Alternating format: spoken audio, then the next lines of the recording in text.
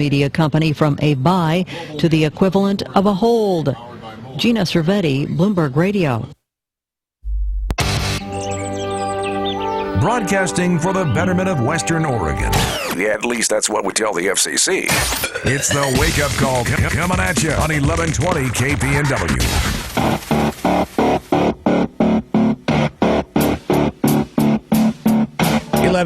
KPNW. This would affect you if you are on the Oregon coast, vacation or otherwise. 101 at milepost 169, 5 miles south of Yachats. Both lanes affected with a we got a closure. Northbound and southbound lanes affected with a crash that looks like it was a couple of hours ago. Still in the clearing stage. So that would affect you, again, 5 miles south of Yachats. I know exactly where that is. And I've seen near misses, but that can be a tricky stretch in there. So not a whole lot of options unless you have your hovercraft. Unless you want to take quite a hike, you're pretty much stuck. It's one of those situations right there where you don't have a lot of opportunities to take an alternate option. So hopefully it's cleansed soon at 6:29. So really, it's a federal crime to give your Netflix password to somebody. I know, isn't that crazy? I figured that needed to be in the news for one reason or another. Yeah. And you know, it's like one certain situation where this one big escalation is going to make a federal law. But I mean, from here on out, does that mean if your kid gives the Netflix password to the babysitter? Yep, technically it would be illegal. So yeah, somebody needs to cuff that little smart guy or smart gal. Throw them in the pokey. Let them know what they're doing is wrong. So ridiculous. I know, it's crazy. And I love the attention. I love the money, the effort, everything thrown into that whole effort when we could be maybe taking a little bit of that time and putting it, I don't know. Boy, pick one. Well, pick something they need to, this really doesn't have anything to do with it. I was going to say, the deal is that companies like that, Comcast, need the extra money because the guy got clotheslined on his bicycle up in Portland by the Comcast line is now suing. Yeah, I didn't put that in the news. I was thinking about doing it. Did you hear about that? So, guy's riding his bicycle in Portland, and the Comcast folks had set their Comcast cable up. Apparently, a recycling truck knocked it down, and here comes Joe Public tooling along on his bicycle and gets clotheslined. Yanks him off of his bike. He ends up flat on his back, fractures his spine, breaks a couple of ribs. It's a bad day. Yeah, it is a bad day. It is a very bad day for that man. And so he's suing for almost $400,000 because he got clotheslined by Comcast. Well, they need to make up some way. So. Oh, so you think it was like a... Yeah. So I think there's a connection. It's a tit-for-tat thing. Okay. Oh, you hurt yourself on one of our cables. I wonder if any of your friends have been sharing passwords. What? No. Oh, yes, they have. Going after you, sharing your password. So I'm reminded of a conversation that some friends and I were having as we weren't even really watching track and field. We were watching another sport, but they had an advertisement. I think it was, like an Olympic promo, and they were showing. Mm-hmm. And we started talking about, and one of the naysayers of the group, not much of a track and field fan, said, I just don't get it. I try to watch, and it's like, I said, really? Even like, when you got people jostling and people, getting kind of physical. And as soon as I said that, I thought, okay, so what about this? What if there was full contact track and field? Because when you think about it, Man, sometimes it is. when you think about it, the ones that we talk about, like Jenna Prandini lunging, and you know, if you look at the photo, it almost looks like she's nudging Allison Felix away. The big melee with Martinez and the woman who was in understandable hysterics, but those are the ones where where it gets physical or somebody has to dive. That's what you talk about. And that's the drama of track and field. Well, I think okay. So we were thinking about what about if you could maybe have one legal nudge. Might make things a little bit more interesting for the or a legal elbow, the football fan, or little legal. I don't know. Ankle, knees. There is enough jostling that goes on, enough bumping. I mean, and teammates that are. Some would argue not enough. Well, I don't know. See, you don't want anybody to get hurt. My favorite in any of the foot races, my favorite is where you've got a guy that has the amazing kick or woman that has that amazing kick, and they're back at fourth, fifth, last, or last, and in say the last 200 yards or meters, in particularly the distance events, and they pour it on. I love that. That's the only reason for me to really watch the longer, because and when you know it's coming, and when you know it's coming, it's just watch like, how here he we starts go, or she starts. Here we go. The person who got that going for me, and the longtime track fans will remember the name David Mack in the 800, and he was famous for that. And everybody was like, "Oh!" It was like a collective inside joke that we all knew was coming. Okay. Oh, he's not. Here he goes. Nick Simmons has an essence of that. But yeah, if you've got that, and then look at Galen Rupp, who probably maybe should have done something like that, as he was sprinted out and then didn't have anything at the end. But what a story! And Mr. Legat, who is 41 years of age, wins it. Just amazing. All right. We got James Taylor to talk about. James Taylor tickets sometime before we leave at 9. Also, I haven't got an email yet that we're sold out, but the 7th Annual Mattress Mania Team Challenge. If you can get that day off, come out and play golf. This Friday, Springfield Golf Club, $99, 2 people, 18 holes of golf. Man, I got to go hit the range. I haven't played golf in eons. A hole-in-one hole sponsored by Dietering Orchards, $10,000. If you should muster the ace, Oak Grove Guns $1 million shot. You get the $5,000 putt from the Cuthbert. So many things to sweeten the pot of playing golf for about $50 a person. Now, if you go to I'll say a nameless city park course, are they going to throw in lunch? I don't think so.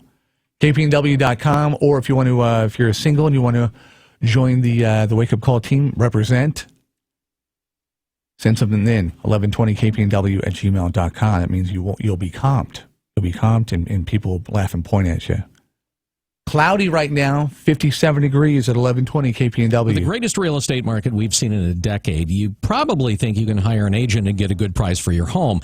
Well, if you want a great price and a great experience, hire Harpole Homes with Keller Williams Realty. Fact, not all agents are created equal. When you sell your house with Eric and Jeanette's team, you get thousands more dollars in your pocket. On average, you will net $9,500 more for your home than hiring a part-time recreational realtor. What can you do with $9,500? Take a vacation, pay off debt, or have a larger down payment for your next home. You might ask, how do the Harpoles do it? Well, negotiating, marketing, and their exclusive certified pre-owned home program. When you hire Harpole Homes to sell your house, they pay for your house inspection prior to it going on the market. It's just one of the 182 steps they follow to get your house sold for top dollar. For your free information package or to schedule a free consultation, call them now, 541-286-3030, 541-286-3030, or online at harpolehomes.com. Words used in today's social networking go hand in hand with Umpqua ice cream. Girls, I'm posting a note on the fridge. You should read it. Yeah, there's Umpqua ice cream in the freezer. Nice post, Mom. Yay! Do you want a shareable? I'll share. Enjoy Bordeaux Cherry, Umpqua ice cream's flavor of the month. You like it? I really like it. Umpqua ice cream, the original social network. Share the flavor at umpquadairy.com. The Wake Up Call is live on air and online from the Widmer Brothers studio Monday through Friday, 6 a.m. to 9. Click on the Wake Up Call banner on KPNW.com and see and hear up-to-the-minute news as well as interviews and more. The Wake Up Call goes down easy, just like a Widmer ale. This is a life-changing message for anyone with sleep apnea who is on the go and tired of dragging around a big, bulky home CPAP device. MiniCPAP.com now offers a portable device that's as small as a soda can and weighs less than a pound. For even more freedom, you can add a battery that's as tiny as a deck of cards. It's called the Transcend Mini CPAP, and right now you can try it risk-free for 10 days by calling 1-800-600-1334. Transcend is the world's first portable mini CPAP device. It gives you the freedom to sleep in total comfort anywhere you are. Our smallest and most advanced portable design ever, Transcend is so small and so light you can fit it in your briefcase or purse to use anywhere you go. It's FAA compliant too, so you can even sleep comfortably while flying. Enjoy the freedom to sleep comfortably anywhere. Call minicpap.com now for your 10-day at-home trial. 1-800-600-1334. That's 1-800-600-1334. There's a lot of things out there that we don't understand. It doesn't mean that they don't exist, and that's why I just love your program. Kind of a messy job. Hey, somebody's got to do it, right? I'm George Norrie. George Norrie on News Radio 1120 KPNW. KPNW weather brought to you by Ramjack West. Do you have foundation problems? Ramjack can fix that. Get your free quote at ramjackwest.com. Good day to you and yours. This is Megan Shen with NBC 16. Here's a look at your weather. We had some unseasonably cool low pressure over us, bringing in the clouds and that rain earlier on this weekend, but that's all about to change. We'll have some more summer-like weather as we move into the work week. In Eugene, Springfield, we have 78 today, 76 tomorrow, and 83 on Wednesday. Temperatures staying fairly in the 80s into the remainder of the work week, and the lows overnight staying in the 50s. Looking to be pretty nice. Only a 20% chance of rain on Tuesday, so it looks like more summer weather is in store for us. So hope you guys have a great rest of your day. Give us 15 minutes, and we'll give you something to talk about at work. The Wake Up Call with Holloway in London on News Radio 1120 KPNW. Professor Alan Sachs set to join us in a couple of minutes, live and direct from Texas. He is the one of the professors there at UT Arlington, 641. Little surprise. I guess now I see it's a good fit, but I was kind of surprised to see that Dumpsta Funk, which is a funk band from New Orleans, Ivan Neville, Ian, Nick, the whole crew, at the Oregon Country Fair. I mean, I guess I kind of, I see the fit now, but boy, it is a fit because they are, I think they could go anywhere and pretty much get people kind of tapping their toes. They are very good. Ivan Neville basically put this band together for a solo effort. He was going to work, do the New Orleans Jazz Fest, and it stuck. I mean, just a bunch of talented individuals. And now they come to the PNW on a regular basis, and I'm thankful they do because they're pretty good. Very cool. It is 6:42 News Radio 1120 KPNW. This is one of the things one of these days I need to get out of the house and go see them when they come through. I've seen them come through a couple of different times, like, how to go to that? And I never do. So, anyway, they make some great music. New Orleans. They're coming back. New Orleans coming back in like a month or so. New Orleans, I think, for me, is sort of like that holy grail of music place that you need to make the pilgrimage to at least once. Or twice. Or, well, yeah. You know, you live there. All right. Joining us on the Wake Up Call this morning from Texas, he is the University of Texas at Arlington political science professor. He is the official political scientist for the state of Texas. Professor Alan Sachs joining us on the Wake Up Call. Prof, how far away do you live from Dallas? We're right in the middle of the Dallas-Fort Worth area, which is a little over 7 million in population. But Arlington, Texas is right in the middle, equidistant almost between Dallas and Fort Worth, at least the Main Street area. We're a city of 400,000, home of the Texas Rangers, the Dallas Cowboys, Six Flags Over Texas. I'm also the Chamber of Commerce, as you can probably guess. Yeah. But in answer to your question, we're about 20 miles from downtown Dallas. And if you look at Arlington, there's big highways that come right through the city. And a lot of thousands of people every morning are headed toward Dallas. Thousands more headed in the other direction toward Fort Worth. And we're right in the middle.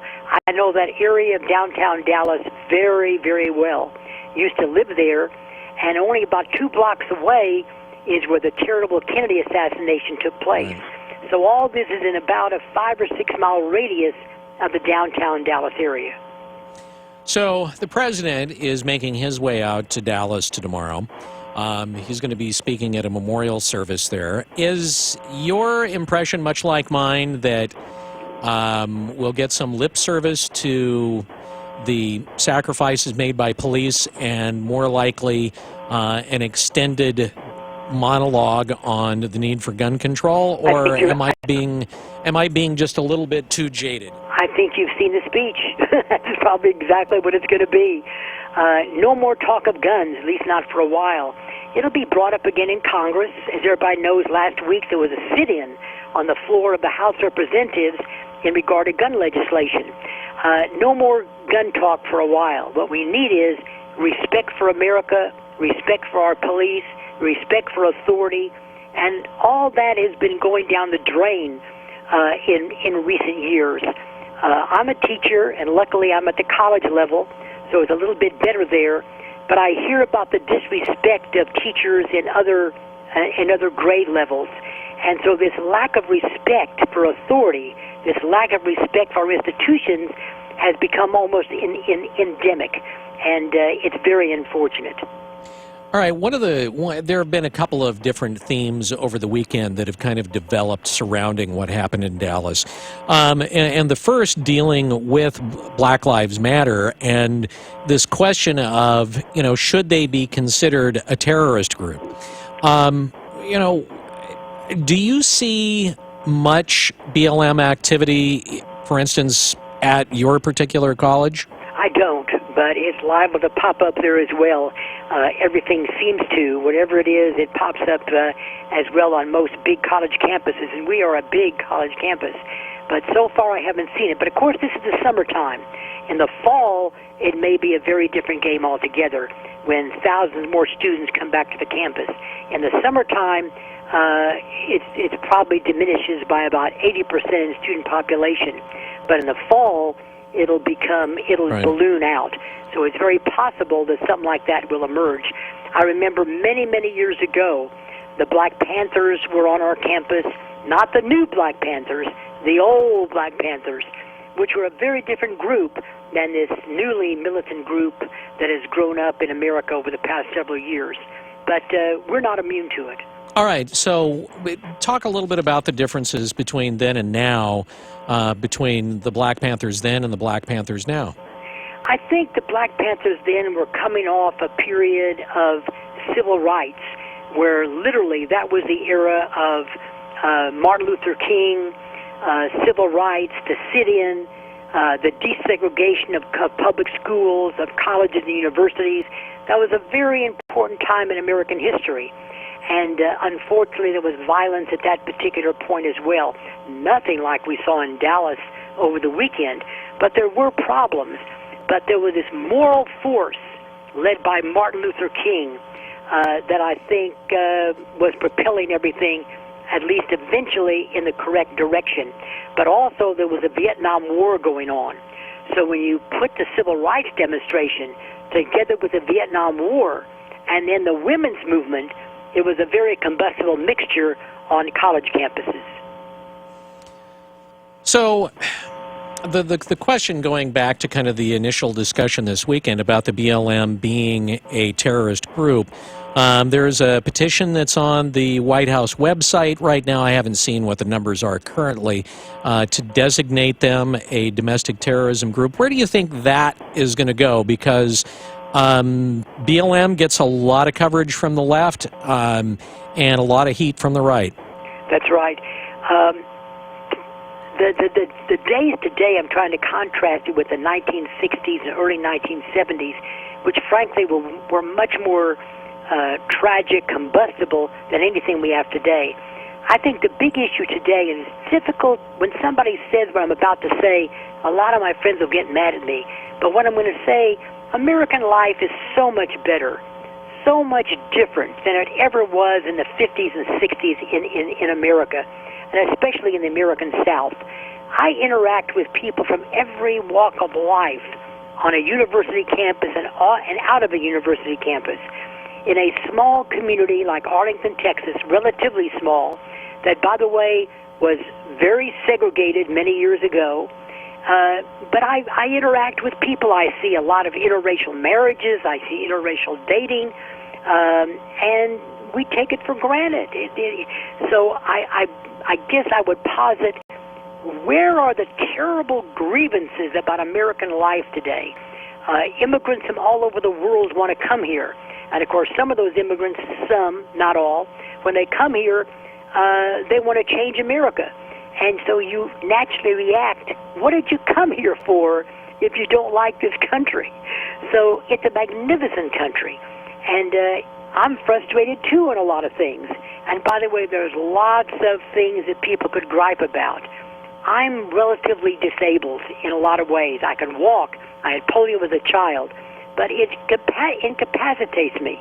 I could yell about a lot of things in regard to the way disabled are treated. I make it through life as best we possibly can. But life today in this country is so much better than it ever was.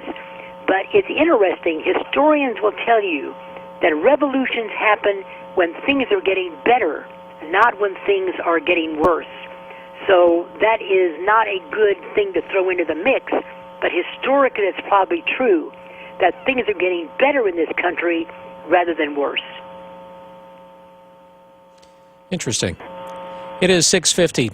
Prof, always a pleasure having you on the show. Thank you. I'm sorry I was making a speech. No, that's okay. That's why we have you here. Thank you, sir. All right, you take care. Professor Alan Sachs on the Wake Up Call frequent flyer. I didn't realize that he had dealt with polio. Live and learn.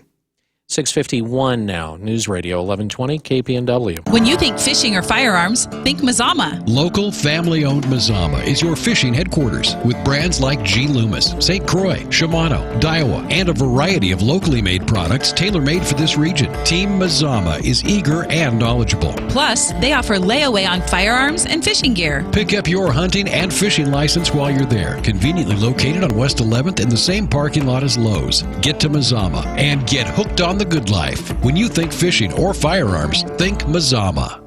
Ireland Trucking has expanded into the Willamette Valley. If you're an experienced log truck driver that's looking for a great company to work for, look no further than Ireland Trucking. Ireland Trucking offers competitive wages and a great benefit package, including low-cost insurance, a newer fleet of well-maintained trucks, and year-round work. Now is the time to get in on the ground floor of a growing company. Call Ireland Trucking today at 541-863-5241 or online at IrelandTrucking.com. Viagra. There, I've said it. If you're a male, chances are you might benefit from this medication. It's time for a conversation about all the benefits of Viagra, not just giggle. Viagra is expensive. River Road Health Mart Pharmacy can make it affordable for you. A generic alternative medication for Viagra is now available. The same active ingredient in Viagra and generic 20 milligram tablets for less than $3 each. River Road Health Mart Pharmacy even delivers to your home or office. Find them online at pharmacyeugene.com. News Radio 1120 KPNW. I'm Gary Conley with today's Money Minute. Here's a quick summary of the roots of Europe's problems, courtesy of George Soros, the longtime hedge fund manager who made his stake shorting the British pound way back when. The euro is a currency that was born in a lack of political unity, with an incomplete union. The architects of the Maastricht Treaty that spawned the currency knew it was flawed, but assumed that when the need arose, political will could be generated to make political union a reality. Bad guess. Soros says the euro has other defects the architects hadn't thought of. It's now clear that the main source of trouble is that the member states gave up their right to print money without realizing what that really means. Germany, who was struggling with reunification, undertook structural reforms and became more competitive.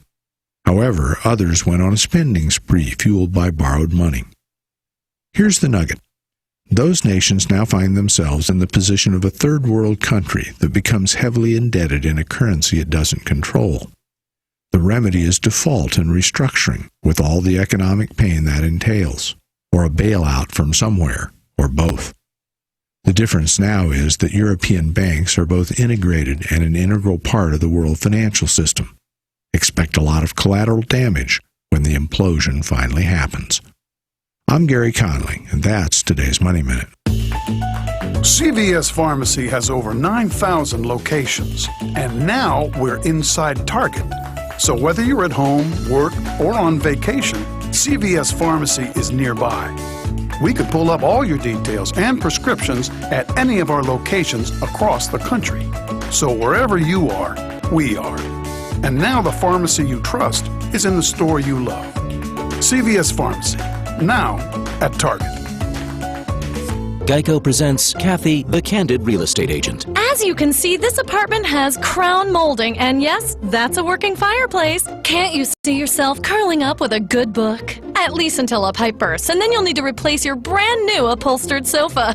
That thing will soak up water like a sponge. It's hard to know all that comes with renting a home or apartment. That's why the Geico Insurance Agency makes getting covered for personal property loss and damage quick and easy. Visit geico.com and see how affordable renter's insurance can be. KPNW weather brought to you by Ramjack West. Do you have foundation problems? Ramjack can fix that. Get your free quote at ramjackwest.com. Good day to you and yours. This is Megan Shen with NBC 16. Here's a look at your weather. We had some unseasonably cool weather this weekend, seeing a low pressure system that brought in those cooler temperatures along with the clouds and the rain. But that's all about to change as we go into the work week. We have temperatures reaching all the way up into the 80s in Roseburg. 80 today, low of 54 tonight.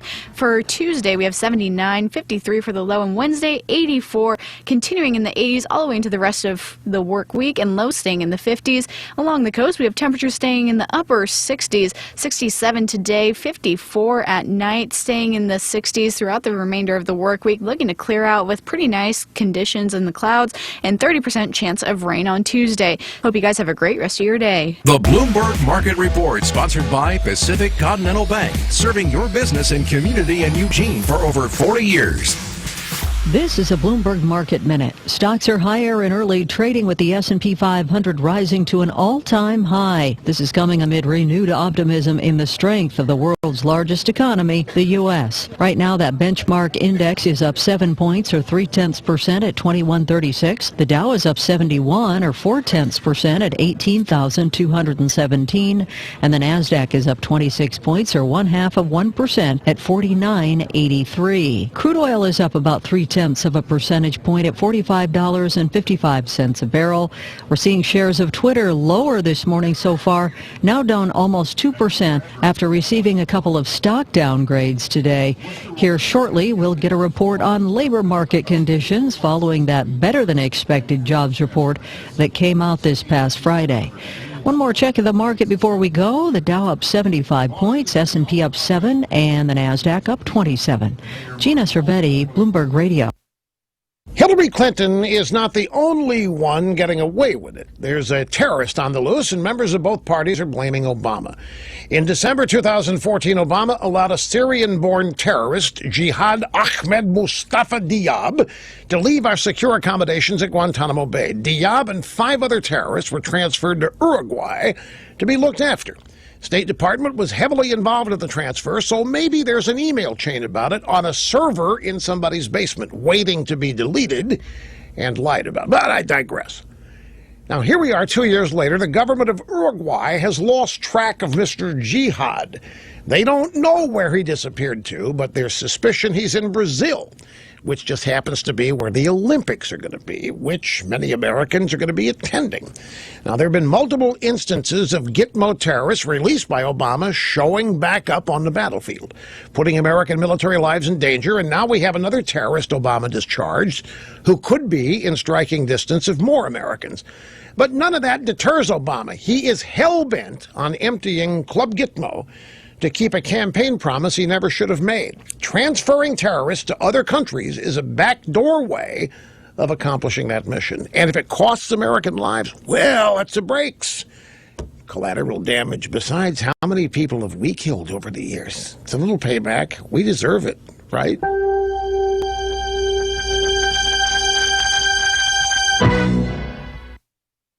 Not available in all states. Successful entrepreneurs just like you know that demand, location, and attraction are the keys to building a solid business. And now, for the first time ever, Reese and Irvy's robotic frozen yogurt vending machines offer you the opportunity to own your own business and provide those exact tools to aid in your success. Imagine a revolutionary kiosk that creates that essential demand at any location, delivering delicious and creamy frozen yogurt for your customers. 9 flavors, 6 toppings, served from a robot. Picture a machine that can be placed practically anywhere, and a corporate support team that finds all the premier sites for you so you can focus on your premium opportunity. It's a vending experience that creates excitement, captivates audiences of all ages, and generates endless possibilities for your potential success. Want to learn more? Reese and Irvy's Froyo kiosks are now available as a franchise opportunity across the U.S. But you better act now. Locations and machines are going fast. Just go to froyofranchising.com and enter promo code Fox News. Fair and balanced. We report, you decide. On News Radio 1120 KPNW Eugene Springfield. Fox News Radio. I'm Dave Anthony. Donald Trump will be in Virginia today talking veterans issues with Chris Christie by his side, one of those being considered as Trump's possible vice president, a week before Republicans convene in Cleveland. A platform to have power must be read. That's Boyd Matheson urging the Rules Committee today to chart a short, readable document. Fox's Rachel Sutherland has more live from Washington. Dave, Oklahoma Governor Mary Fallin spoke as a 112-member committee gavelled in this morning. This is one of the most important jobs that we have as citizens of our nation, is to develop the Republican platform and our statement of conservative principles and ideals. There's some hot-button platform questions. Should Donald Trump's proposed wall along the Mexican border be included? Committee members are also looking at whether the Republican Party should continue only supporting marriage being defined as between one man and one woman, or revisit the issue. Dave? Rachel, Texas Governor Greg Abbott may miss that GOP convention after being badly burned, scalded on his legs and feet by hot water last week. Bernie Sanders and Hillary Clinton appear ready to unite. He's expected to endorse the presumptive Democratic nominee tomorrow in New Hampshire. Black Lives Matter! Protests like that in Philadelphia continue across the country over recent police killings of black men in Minnesota and Louisiana. Dozens were arrested in the demonstration in Baton Rouge, while in Memphis more than 1,000 gathered. Some blocked traffic on a bridge. Many of our citizens feel disenfranchised, that they are treated unequally, and we need to have that conversation in a respectful way. That's Mayor Jim Strickland in Memphis. Tomorrow in Dallas, President Obama and former President George W. Bush will address an interfaith memorial for the 5 police officers murdered last week by a lone gunman. U.S. Defense Secretary Ash Carter says 560 more American troops will be sent to Iraq as they'll establish a newly taken air base as a staging hub for a battle against ISIS in Mosul. Fox News Radio, fair and balanced. You're independent and want to stay that way, but you'd like some friendship and security. Consider Eugene's elegant yet affordable retirement living, Turpinning Terrace. At Turpinning Terrace, friendships grow through activities, the all-day restaurant-style dining, and the warm community environment. The large studio, 1-bedroom, and 2-bedroom apartments are the best value in Eugene. They have a secure parking garage and are near excellent retail stores. Call for a free tour and lunch, 689-0619. Turpinning Terrace, a tremendous time of life. At Batteries Plus Bulbs, save $10 after mail-in rebate on Duracell Ultra Premium Gold and Platinum car batteries.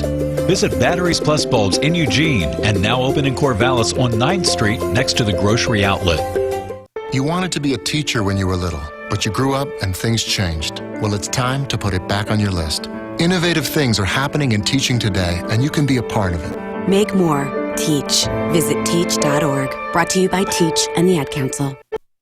Stocks are rising to start the week on Wall Street, where Fox Business Network's Nicole Petalides is live.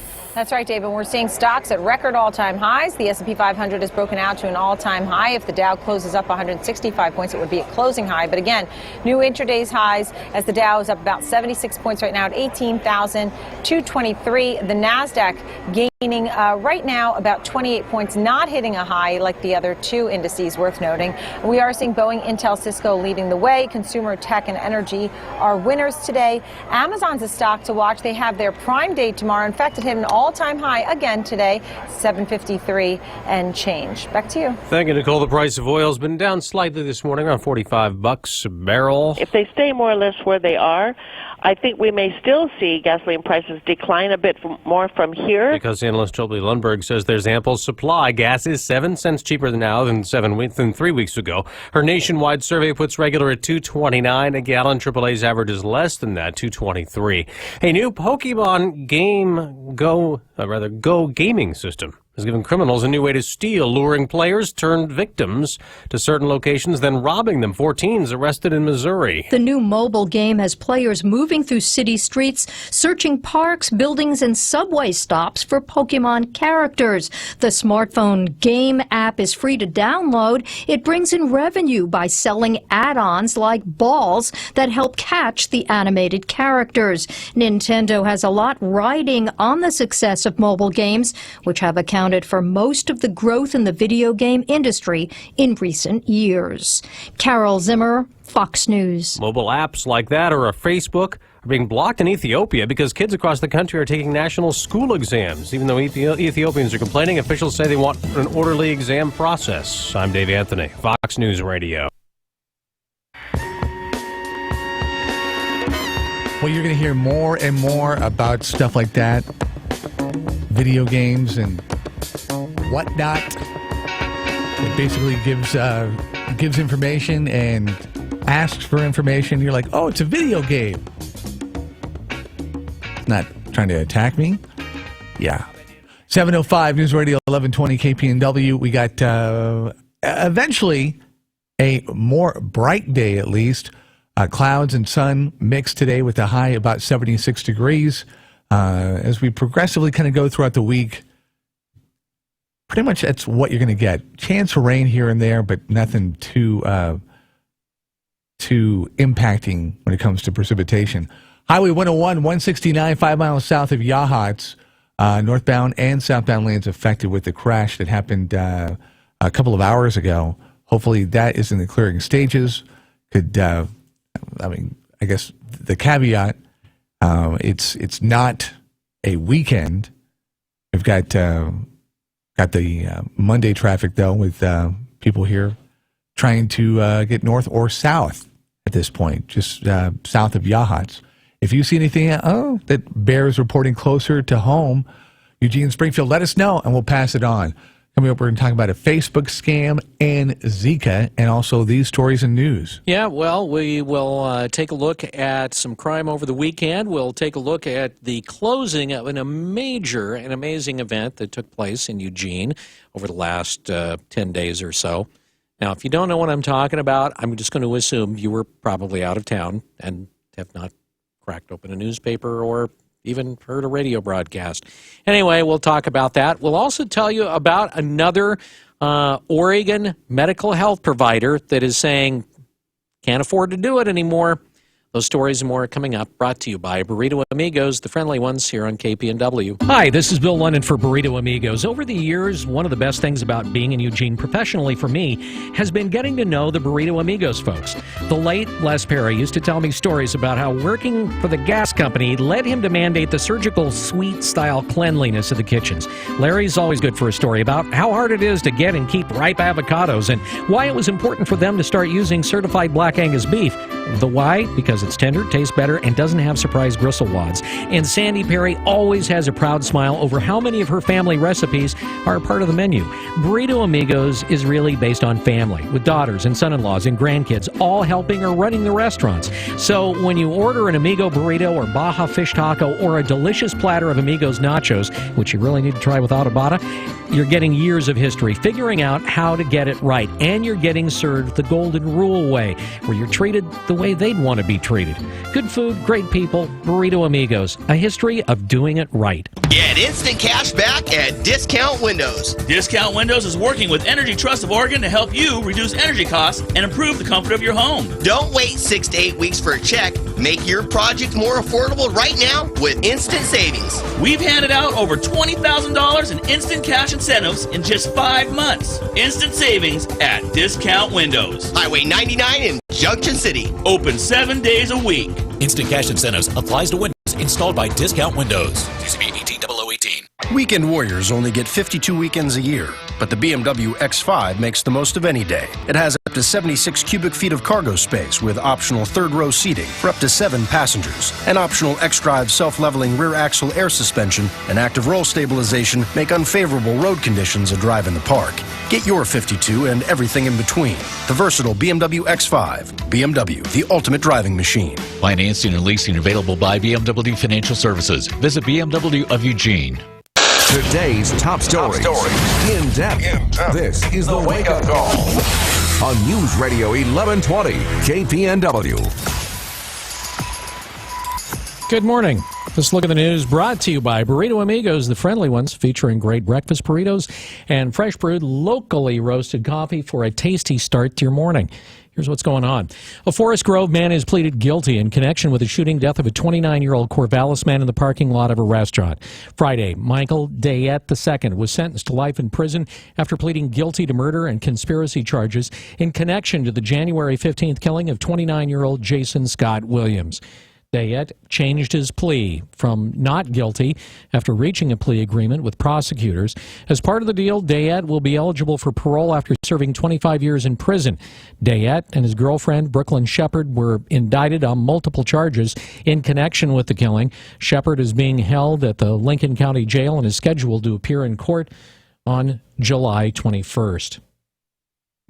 2 men have been jailed after allegedly breaking into a Springfield home yesterday afternoon. Springfield police responded to the report of a residential burglary in progress on the 600 block of 12th Street around 2:30 p.m. Neighbors were tipped off to the crime when they saw men wearing masks breaking into a house. They left with backpacks, then they shortly returned. Police say Daniel Cordrua and Timothy Wood ran as officers surrounded the area. They were both taken into custody. Investigators located stolen property along with the men. The men are being charged with burglary, theft, criminal mischief, and possession of a burglary tool. According to police, Wood is also linked to at least one additional residential burglary. The investigation is ongoing. Well, it was a wet weekend, but some Eugene athletes probably wouldn't have it any other way as the U.S. Olympic track and field trials came to an end at historic Hayward Field on the U of O campus. Rob has our story of glory. There were many highlights of the Olympic trials on the track and field at Hayward over the weekend. Among them, sometimes Oregon wide receiver Devin Allen, heading to Rio after winning the finals for the 110 hurdles, winning by 0.18 of a second. Allen said that Hayward sounded like another iconic venue. It felt like a football game. It felt like Autzen Stadium, out there a touchdown. It was just a roar that you just can't hear yourself think. In the 1500, Matt Centrowitz, another person with Oregon ties, won, joining the U.S. Olympic team. U of O's Deja Stevens was second, but former Duck Jenna Prandini, the talk of the women's 200 after her lunging finish, sending her and Allison Felix to South America. Other stories get to know the name Sydney McLaughlin. The 16-year-old made the Olympic team after she finished third in the 400-meter hurdles. You could hear that name for many years to come. Sunday's attendance, a record breaker, 22,944, a total of 176,972 attended the trials over the 10-day period. Bill? Eugene police officers arrested a man early Sunday morning, just before 2, who is now accused of vandalism for throwing a rock through the front window of the Lotus Garden on Charnelton Street. 39-year-old Bernard Schiffman was located shortly after witnesses say he threw the rock through the front window of the Lotus Garden. While officers investigated that, another crime was called in, reporting a similar incident at Jade Palace on West 7th Avenue. Police say Schiffman is also a suspect in that incident. Police arrested Schiffman on a pair of counts of criminal mischief 1 and disorderly conduct. Police are looking at security videos and investigating a recent string of similar crimes in the same area. Well, tensions remain high in Dallas following last week's deadly attack on police. Jorge Barrientos was one of the Dallas police officers hit by the gunman. He survived. I caught shrapnel on my chest. But, you know, like I said, my instinct was to protect and to go stop this. So I bandaged up my hand with a handkerchief that I had in my pocket, bandaged it up, wrapped it up, and kept going. 5 other cops died in that attack. President Obama will deliver remarks Tuesday at a memorial service in Dallas. 20,000 members of the Oregon Health Co-op are going to have to find another plan. Brad Ford reports the co-op is going out of business. The Oregon Health Co-op lost more money than it brought in, and the state is taking it over to protect policyholders and liquidate the company's assets. Lisa Morosky with the Oregon Department of Consumer and Business Services says they'll be contacting all of the policyholders. We'll be getting people any way we can with letters, emails, phone calls, whatever we need to do. The coverage from the Oregon Health Co-op ends this month. They will need to find a new plan by July 31st. They can do that by going to healthcare.gov to shop other plans. This highlights the problem rural residents face finding healthcare plans for their areas. The state is looking for ways to make it more feasible for insurers to offer plans in those areas. Brad Ford, KPNW. All right, so an update on a traffic advisory we've been chatting about earlier this morning. Highway 101, just about 5 miles south of Yachats, milepost 169 is closed. A semi-truck went over the embankment there. There is no detour, and the road is expected to be closed for several more hours. So, word to the wise, don't go there. Fire officials are investigating the cause of a fire that destroyed a Burger King restaurant in Albany. It broke out Saturday morning. All employees and customers were safely evacuated from the restaurant on Geary Street. One employee, though, was injured and was treated on site by Albany fire medics. Albany Fire Department had about 35 firefighters on scene. Officials said smoke from that fire was significant. Geary Street was closed for through traffic throughout much of the day on Saturday. Well, for 3 days last month, police agencies in 26 Oregon counties, including Lane, sent a message to boaters. Brad Ford reports on the results. From June 24th through the 26th, the Marine patrols focused on finding boaters under the influence. They issued 81 warnings to primarily motorized boaters and some to non-motorized boaters. They also issued 63 boating citations. Ashley Massey with the Oregon State Marine Board says they conducted 20 field sobriety tests and arrested 2 people for boating under the influence, 1 for alcohol and the other for marijuana. Massey says boat operators need to be sober. The impairment on the water actually is more dangerous in a lot of ways than on the road. That's because boats don't have brakes, and the motion of the water will enhance the effects of alcohol or pot. I'm Brad Ford, KPNW. The Coast Guard rescued a 52-year-old man who appeared to be experiencing a heart attack about 34 miles west of the Umpqua River. An air crew aboard an MH-65 Dolphin helicopter took off from Air Station North Bend to rescue the fisherman. They took him to emergency medical personnel awaiting at the North Bend airport. Watchstanders at Coast Guard Sector North Bend received a call for help after a crew member aboard the fishing vessel Clipper 3 collapsed. Dolphin rescue helicopter pilot Lieutenant Wesley Jones says their air crew and first responders worked together to get the man the care he needed. The fisherman was taken to a Bay Area hospital in Coos Bay. His condition is not known, and his name is yet to be released. Federal authorities are working on a plan aimed at deciding how much sport, commercial, and tribal fishing for salmon and steelhead is going to be allowed in the Columbia River and its tributaries.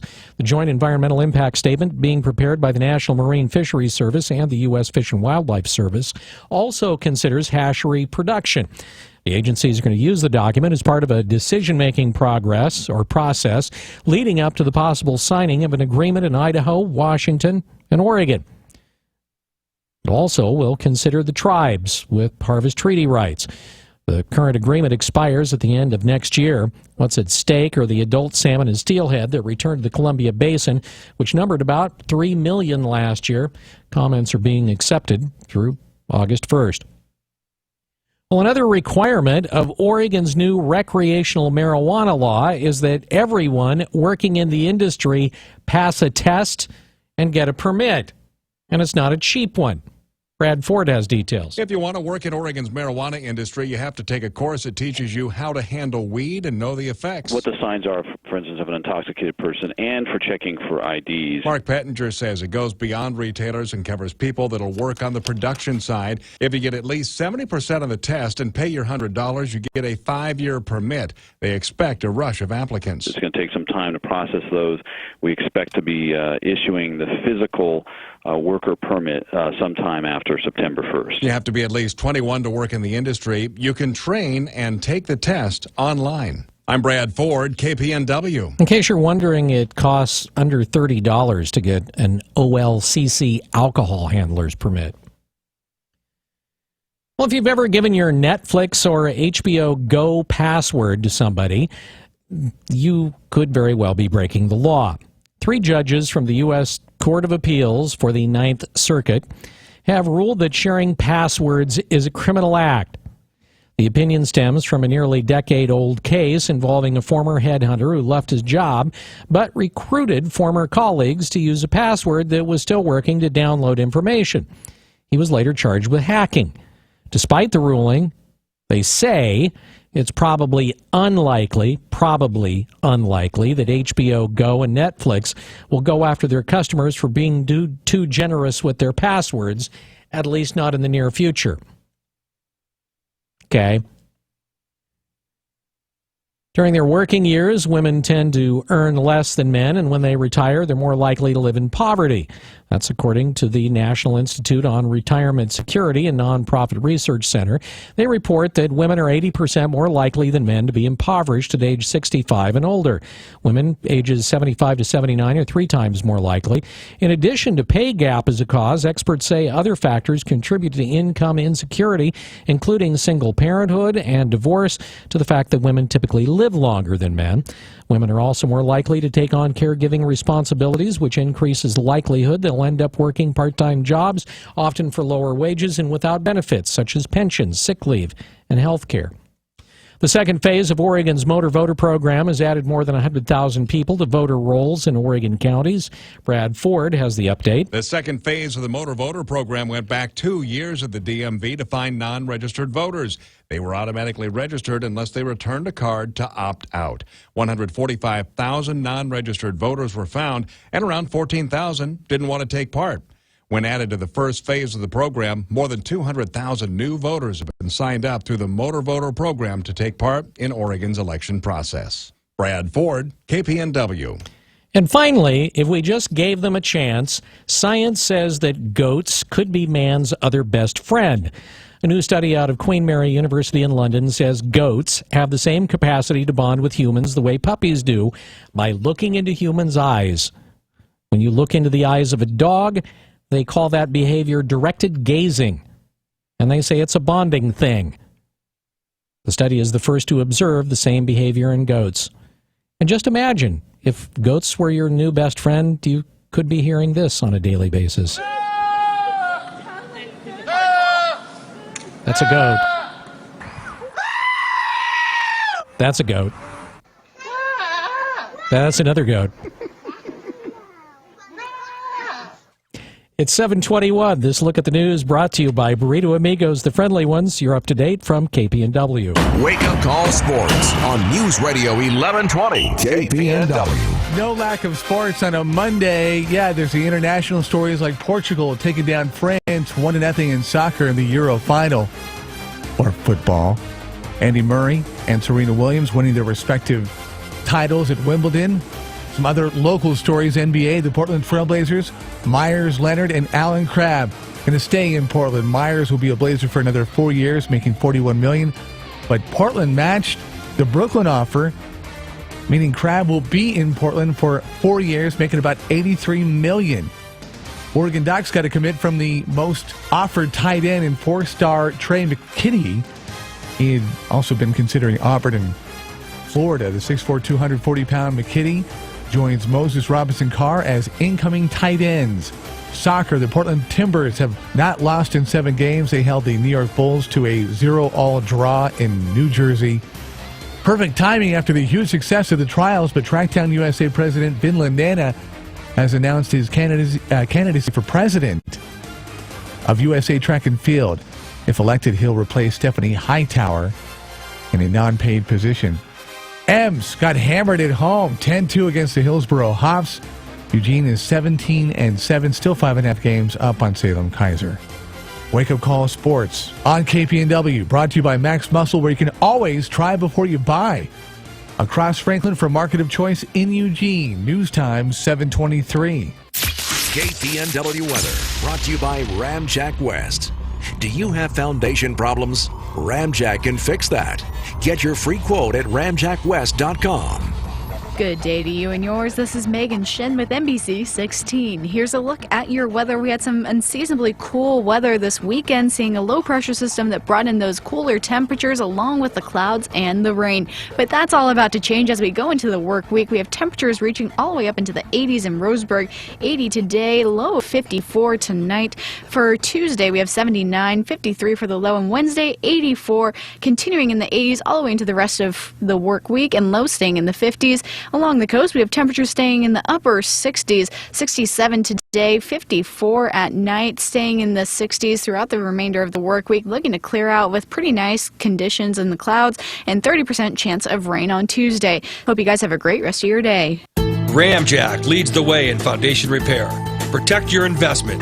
Get your free in-home evaluation at ramjackwest.com. Check out our exceptional online reviews, then choose Ramjack. CCB 146906. Hi, everybody. This is Don Essig with today's Motivational Minute, sponsored by Eugene's #1 electrical contractor, Builders Electric. During one of my seminars, when we were trying to get the work groups to analyze some ideas and situations, one of the participants stopped everyone after looking at one of the problems and said, "You know, every problem is not a crisis."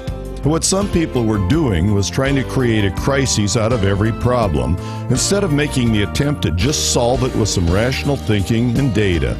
When they got too emotional about the problem, they almost always created a crisis where none existed. If you have a problem, just try and solve it. Don't turn it into a crisis. This is Don Essig with today's Motivational Minute. I'll be back tomorrow. Until then, have a positive day. This Motivational Minute was brought to you by Builders Electric, providing honest, reliable, and positive contracting throughout the Willamette Valley since 1960. That's Builders Electric, CCB number 4296. Need a little boost in energy this summer? Try Max Muscle's Emerge. It's a refreshing energy drink without the negative side effects, and it comes in 12 amazing flavors, including the new Caribbean Cooler. Try before you buy. Max Muscle, 2001 Franklin Boulevard. Eugene is used to champions, but not like this. Experience world-class soccer this summer as Italian powerhouse Inter Milan take on French champions PSG. On July 24th at Autzen Stadium, the summer of soccer heads to Oregon as these global giants compete for the 2016 International Champions Cup. Get your tickets now at internationalchampionscup.com. The world's best starts here. Oh no, this can't be happening. Sorry, it's happening. You took that curve way too fast. Who are you? I'm Regret. It's nice to meet you. Sorry it's under these circumstances. Where are you? In your head. And everywhere, really. Why is everything in slow motion? I'm not sure. A trick of the mind? You're not gonna make it out of this one unscathed. I'm really sorry. I'll go back and slow down. Can I do that? I wish you could. But you were going so fast you had no reaction time. This isn't going to end well, Mark. The windshield is shattered. This might hurt. Oh no, please don't leave me. I won't. I'll be with you for a long time.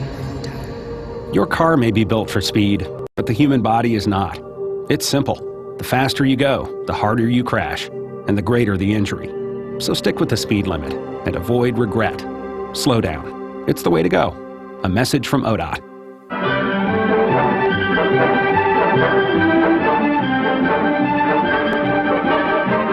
All right, so here's something to consider, just for the fun of it. This, by the way, that's right, National Carpet Cleaning Month. I know, you're saying to yourself, whoa, better go get a cake. I think you should. And I think you should get your carpet cleaned by Zero Res. All right, if you've got a carpet and you've got kids and you've got a dog and you have stains, get your carpet cleaned. Most folks don't know this, but if you have one of those guarantees on your carpet, you have to generally, to keep that warranty, you have to have your carpet cleaned at least once a year. And Zero Res not only will come out and clean that carpet for you, but the cool thing is you don't have any of those soap or chemical residues that you get with the other cleaning companies. It's because they used empowered water. And you may ask, what is that? They run electricity through it. It's an electrolysis process, changes the pH of water. By the way, that is a science thing that was created, or at least discovered, by the guy that founded Johns Hopkins. And they'll come out and they'll take care of the room for you, or any of your rooms, for $44. And if you mention me, Bill London, or KPNW, you'll get the fourth room absolutely free. So you pay $44 a room, and you'll get the fourth room absolutely free. And they go above and beyond making sure that they're not going to bang stuff up in your house. They put the corner protectors down. They treat your home literally like they would treat their own. I know this because I went out on some calls with them. So call Zero Res today, 541-9880. That's 541-988-ZERO. If you thought about getting your carpet cleaned, do it today. Call Zero Res. You can look for them online at Zero Res Eugene. All right, boys. A 1, a 2. The Wake Up Call with Holloway and London on News Radio 1120 KPNW.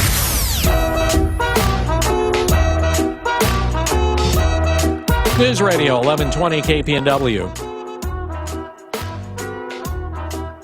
Thanks for being with us this morning as we roll our way through another day.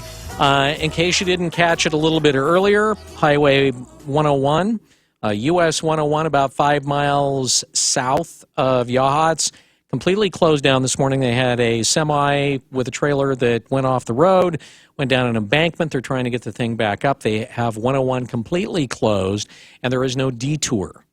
And if you think about where that area is at, if you've ever been down to that part of the coast, you know that there is nowhere to put a detour, which is why there is none.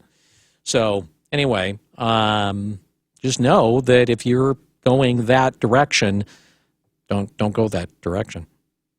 Or maybe stop in Yachats, make a phone call and say, I'm going to be here for a few hours. I think I'll have some coffee. Take a look around. Be good. 7:30 now. Joining us on Facebook, it is Chris Copeland. Chris is a cybersecurity analyst. He's the director for the Institute for Homeland Security. He's an expert in cybercrime and international criminal justice studies. He joins us on the Wake Up Call this morning. Thanks for being with us. We appreciate it.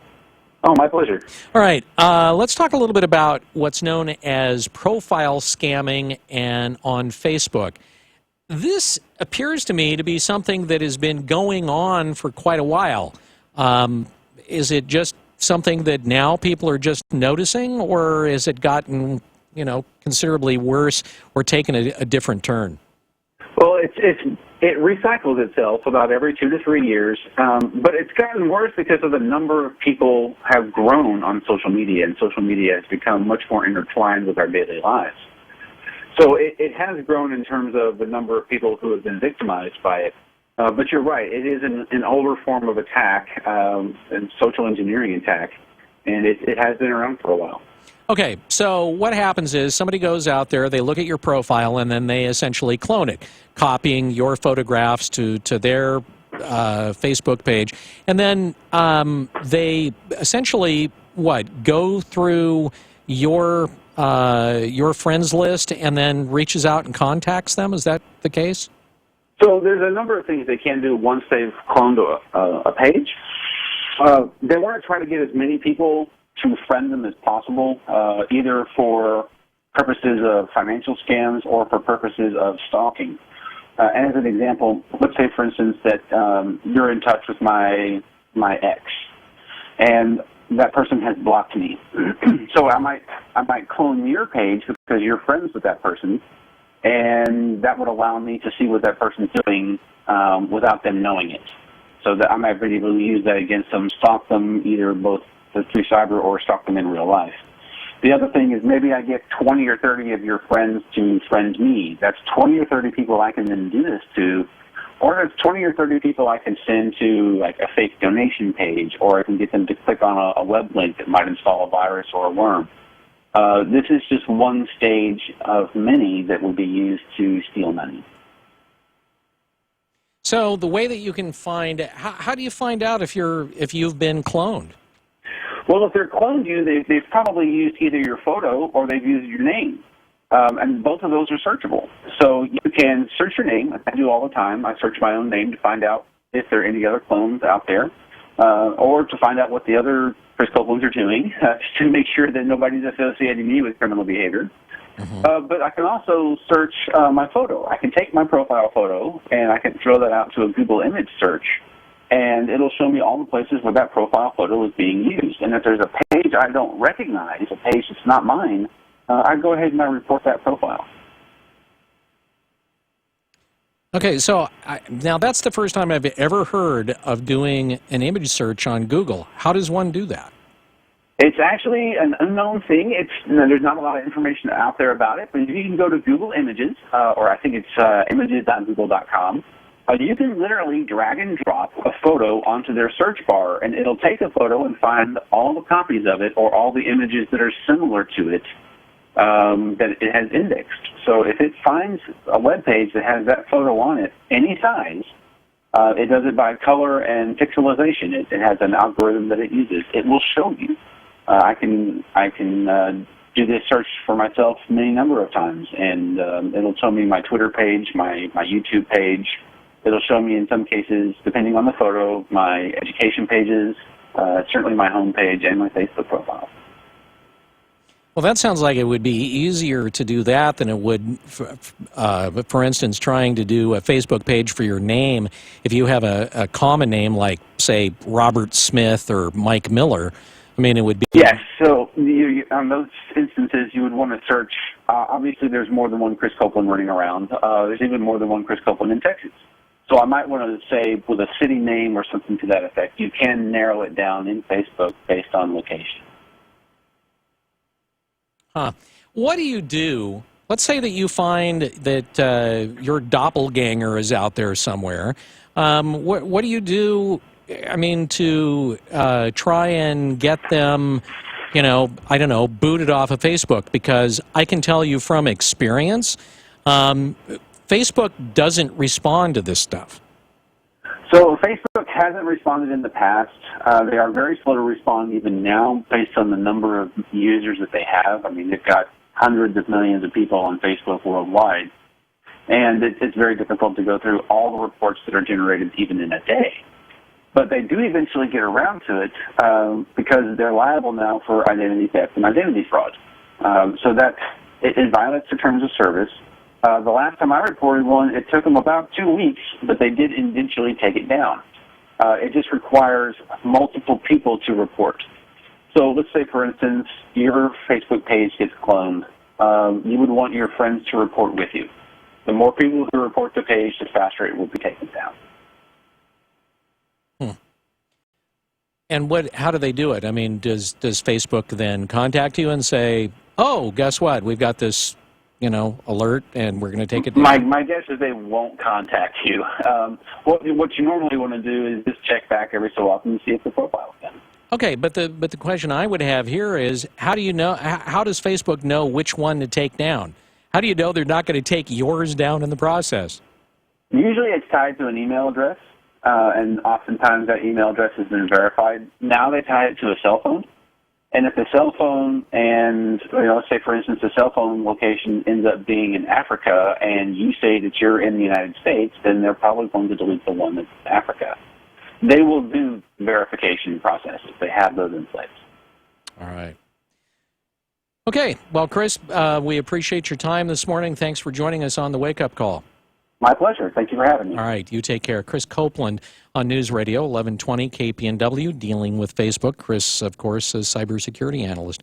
It is 737 News Radio 1120 KPNW. The Bloomberg Market Report, sponsored by Pacific Continental Bank, serving your business and community in Eugene for over 40 years. This is a Bloomberg Market Minute. Stocks are gaining ground. The Dow up 78 points, the Nasdaq up 28, and the S&P up 6, with the S&P hitting an all-time high as investors continue to show their relief over Friday's strong jobs report. Wall Street is taking the June report as a sign that the U.S. economy remains strong enough to propel global growth without forcing the Federal Reserve to tighten monetary policy.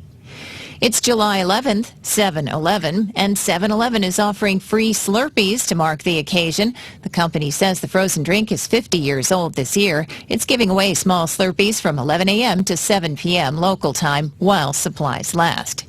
Millennials are now the nation's biggest pet-owning generation, and they are spending plenty on pet food. The Boston Globe reports they're buying premium and super premium organic and natural pet foods. One raw dog food maker sells a wild venison variety for more than $33 a pound. I'm Adrienne Mitchell, Bloomberg Radio. Pacific Continental Bank is proud to call the Eugene Springfield area home for more than 40 years. As your local banker, partner, and neighbor, we are committed to the health and sustainability of your business and our community.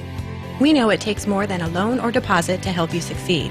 It takes people who know you, your business, and your community. Who says we can't be more than a bank? Pacific Continental Bank, the right bank. Learn more at therightbank.com. Member FDIC. Lane County businesses can improve their bottom line and gain recognition through the Rethink Business program. Supported by local agencies and utilities, the Bring Rethink program helps businesses trim waste and find cost savings in energy, water, waste, and purchasing systems. Don't delay. Contact Bring Recycling today and talk with a Rethink Business specialist, or go to bringrecycling.org. This message is brought to you by Lane County Waste Management in association with Eugene area radio stations. Ears. Get instant cash back at Discount Windows. Discount Windows is working with Energy Trust of Oregon to help you reduce energy costs and improve the comfort of your home. Don't wait 6 to 8 weeks for a check. Make your project more affordable right now with instant savings. We've handed out over $20,000 in instant cash incentives in just 5 months. Instant savings at Discount Windows. Highway 99 in Junction City. Open 7 days a week. Instant cash incentives applies to windows installed by Discount Windows. TCB 180018. Mornings are a little different with the Wake Up Call. No, it's a very odd show. Holloway and London on News Radio 1120 KPNW. News Radio 1120 KPNW. Well, we just finished, of course, with the U.S. Track and Field Championships here in Eugene, of course, and a number of our athletes are going to Rio de Janeiro for the Olympics. And one of the things, of course, that if you listen to our hourly reports over the course of the last 10 or 11 days, one of the things that kept getting brought up in one form or another was the issue of Zika. To talk about that this morning, joining us on the Wake Up Call, the book is The Emerging Zika, The Emerging Epidemic. Donald G. McNeil, Jr., the author, and he joins us on the Wake Up Call. Donald, thanks for being with us. We appreciate it. Thank you for inviting me. So, for folks that don't know, Donald has spent many years writing for the New York Times. He is a science reporter there, and you specialize in sort of diseases in emerging or diseases in what would be considered third world countries, right? Yeah, infectious disease and diseases of the poor around the world. Not cancer, not heart disease, not things that Americans normally die of. I do sort of the other, the poorest 2 billion of the world and what they die of, which can be anything from AIDS or Zika to guinea worm or polio or lots of diarrhea, pneumonia, and lots of other diseases. All right, so Zika specifically, I remember when Ebola was first even discussed, and There was a pretty interesting book that was put out called Hot Zone, and it was written by one of the folks that actually went to Africa to try and find out where this disease actually started. With Zika, has anybody actually found that area that where it started, that initial hot zone for Zika? Well, there may not be a hot zone in that same sense as trying to trace Ebola back to one cave is kind of a writer's conceit. You can't really know exactly where something began. We do know that Zika has circulated in monkeys in Africa probably for hundreds or thousands of years, and it's been a disease in Africa for a long time. We don't know how long. It was first found in a monkey in Uganda in 1947. And of course, it was, in 47 it was tough to test for a virus. There were no DNA machines, there were no electron microscopes and things. So they found it, but then it was never seen as a very serious disease. They were actually looking for yellow fever and other similar diseases at the time. So we know it was in Asia, at least from the 1960s, and then it got into the South Pacific, at least around 2007, and it's in Brazil that it became the scary disease that it is now, because in Brazil, it was sweeping through northeast Brazil in late 2014, early 2015, and it was only 9 months, but it was a relatively mild disease. People got it, they recovered from it within 2 weeks, and most of them were fine. Then 9 months later, suddenly this whole epidemic of babies being born with microcephaly, with these tiny heads and shrunken brains, were being born. And they finally figured out, oh my God, a lot of these women had Zika 9 months ago. Maybe this is the cause. Have they, prior to this, though, noticed, or have they been able to go back and track and see whether, there is sort of this disease path that corresponds with microcephaly and Zika? They'd never seen it before. I mean, there was a big outbreak of Zika in French Polynesia in 2013, and French Polynesia, because it's part of France, has a pretty good disease sentinel surveillance system, and they noticed that there were Guillain-Barré cases, which are it's an autoimmune attack that you get about 2 weeks after recovering from a disease. It can be caused by a lot of things. You can get it from having a bad fever or cold. You can get it from having had surgery. You can get it from having eaten chicken with Campylobacter bacteria in it, and it turns out that the Guillain-Barré syndrome rate went from 1 in 100,000 to about 1 in 4,000 there, and it's scary. It's a creeping paralysis. You start getting paralyzed from your hands and feet up, and if it reaches your lungs, you can die. Most people, it doesn't get that bad, and most people recover, but they're often in intensive care for weeks, and it may take months to recover from it. So that was the first inkling they had that Zika could be a scary disease, but they didn't notice any microcephaly. And even when they went back and looked later after what happened in Brazil, they only found, I think it was 8 confirmed cases, and there were 18 babies with birth defects, and they suspect Zika might have been the cause. But some babies are born with birth defects all the time, so it's hard to tease out the background ones from the virus ones. What happened to it then? What has changed to that particular virus to make it do this? It's not clear that anything actually changed in the virus. It may be that it's been around in Africa and Asia for so long that, girls get it when they're growing up. That, kind of like German measles used to be in this country before there was a vaccine. German measles was kind of a constant even in the United States, and if you got it when you were a child, you had a mild rash and a fever, and then you were fine. If you got it when you were a pregnant woman, you would be fine, but your baby might die, or your baby might be born blind or deaf or with severe birth defects. And so it was quite a serious disease during epidemics of it. In 1964-65, German measles caused birth defects in 20,000 babies in the United States, and it probably caused stillbirths for a lot of others. So, but Zika probably was, in places where people are bitten by mosquitoes, like Africa, people probably got it as kids most of the time, and so you'd see very little microcephaly. Also, part of the reason they noticed it in Brazil is because a lot of kids are born in hospitals in Brazil, whereas in a lot of other parts of the world, kids are often born at home. Joining us on the Wake Up Call this morning, Donald G. McNeil. The book is Zika, the Emerging Epidemic. the mosquitoes themselves, how are they traveling across the world like that? Are they being transported, or are they making their way? It's not the mosquitoes that are traveling; it's the people. If you get infected, the virus may stay in your blood for 10 days. You get on a plane, you fly from one island to another in the South Pacific, or you fly from Indonesia to an island in the South Pacific, and then you get off the plane, you're bitten by another mosquito, and that mosquito goes and bites another person, and the cycle starts there. So it's probably not mosquitoes carrying it.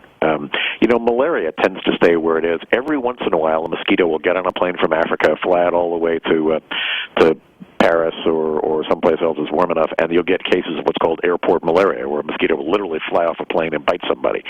But that's pretty rare. Most of the time, it's people with diseases in their blood. When West Nile virus came to the United States, the presumption is that it was somebody who'd just been to Israel, because it started in Queens, where JFK Airport is, and because it was identical to a strain that was circulating in Israel at the time. So it probably came in the blood of a tourist who'd gone to visit the Holy Land. All right, the name of the book is The Emerging Zika, the Emerging Epidemic. When you say emerging epidemic, I think that people probably shudder hearing that, knowing in particular what it can do, particularly when it comes to pregnant women. What kind of research is going on, and what are those researchers trying to do to at least ameliorate some of the effects? Well, the main thing they're trying to do is come up with a vaccine. So there's 20 different companies and research institutes working on a vaccine. But even in the best case scenario, nobody expects one until about 2 years, 2 to 3 years. Unfortunately, that's too long a time frame for this summer, when the disease is expected to start circulating in the continental United States. It's already in Puerto Rico and the American Virgin Islands and places like that. But in Florida, in Texas, along the Gulf Coast, and in parts of Hawaii, there's a very real threat that it'll start transmitting this summer. So there won't be any vaccine for it. They're looking for chemicals that might cure it too, for new drugs or old drugs that might turn out to have an effect on it, but nobody's found anything for sure yet. And of course, they're researching new ways to control mosquitoes, but these are very tough mosquitoes to control because they like to live in people's gardens or even in their shower drains if they can. So it's not, flying planes spraying is not very effective against Aedes mosquitoes, whereas it's more effective against the other kinds of mosquitoes that spread West Nile, for example. I'm kind of curious where in the trimester period, or which trimester, if a woman is bitten by one of these mosquitoes carrying the virus,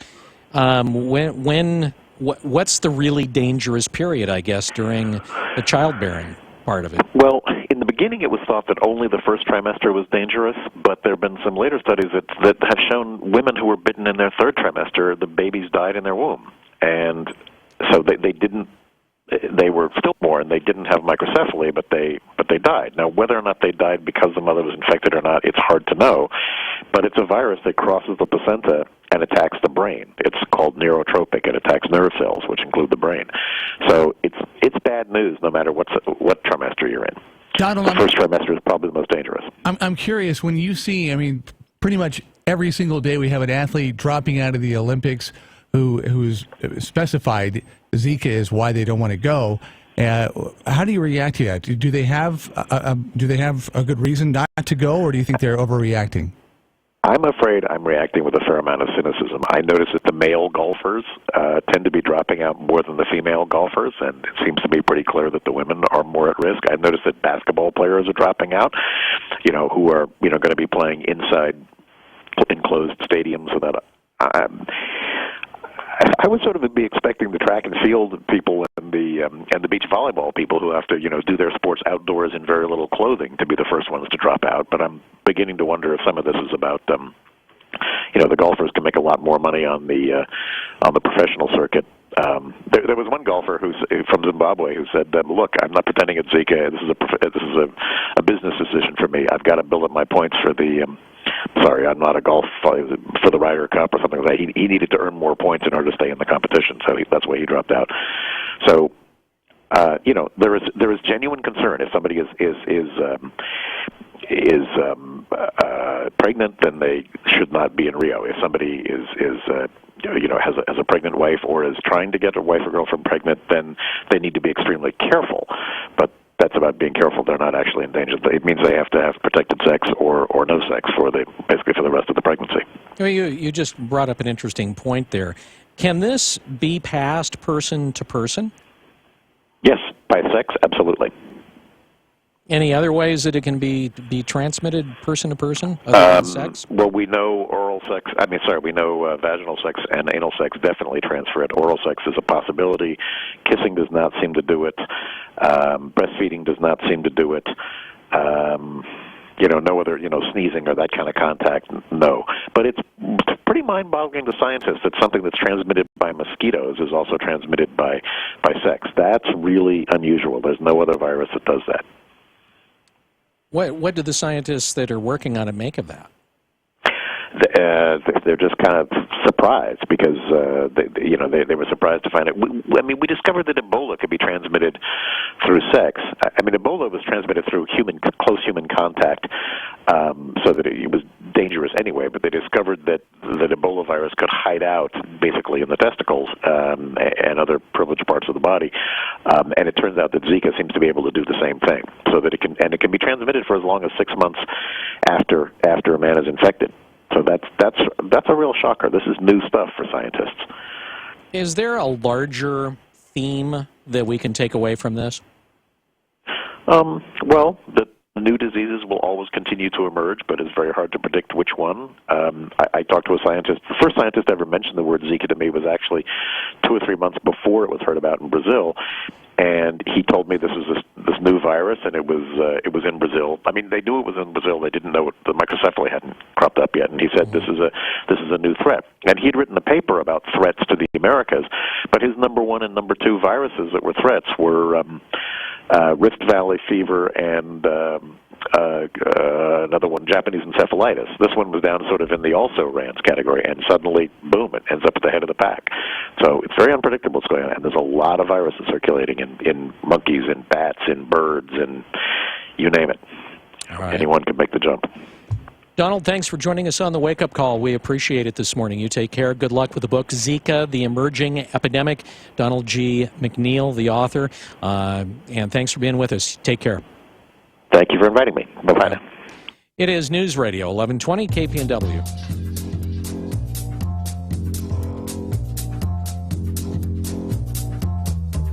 Well, I don't know about you. I had a great weekend of sleeping and napping and just lounging. Why? Well, the Tempur-Pedic made it easier. Okay, yeah, sure, I could have gone out and thrown myself on the couch, but Tempur-Pedic is so much more comfortable.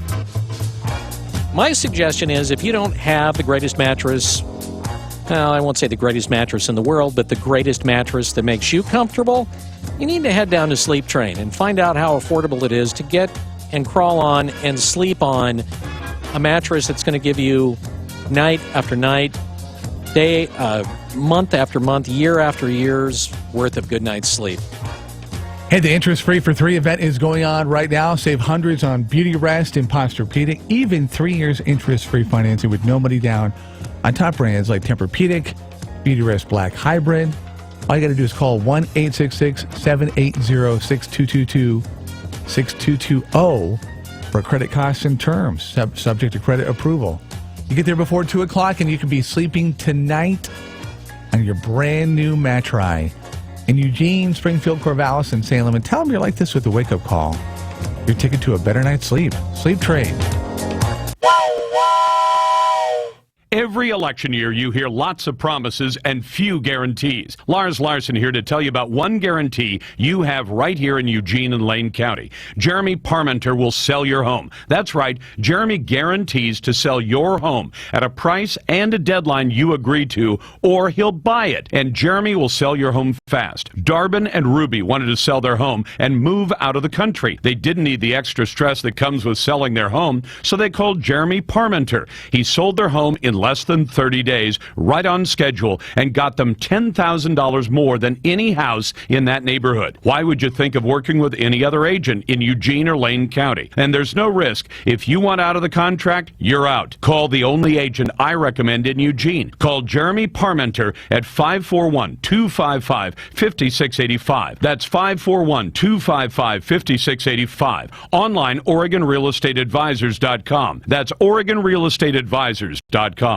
It's Yodel Summer Days at Midgley's. Get $300 off the purchase of any Yodel wood or gas stove or fireplace insert in stock. Save up to an additional $1,000 in tax credits.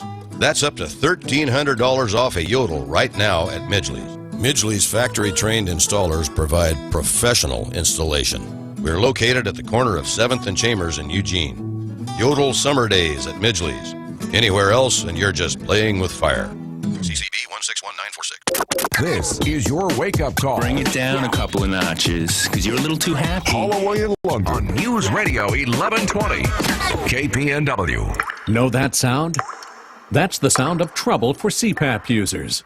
Did you know that just one drop of water in your CPAP system can become a breeding ground for mold and bacteria? Breathe that stuff in and you're battling respiratory infections, allergy attacks, and more. But here's good news. SoClean.com has released the world's first and only automated CPAP cleaner and sanitizer. It's the healthier way to clean your system because it kills 99.9% of germs in minutes. For a limited time, you can try it risk-free for 30 days. Just call 1-800-400-7415. SoClean makes cleaning your CPAP a breeze. It's completely hands-free. Just pop in your mask, close the lid, and presto, your CPAP system is clean and fresh in minutes. Don't let one drop of water wreak havoc on your body.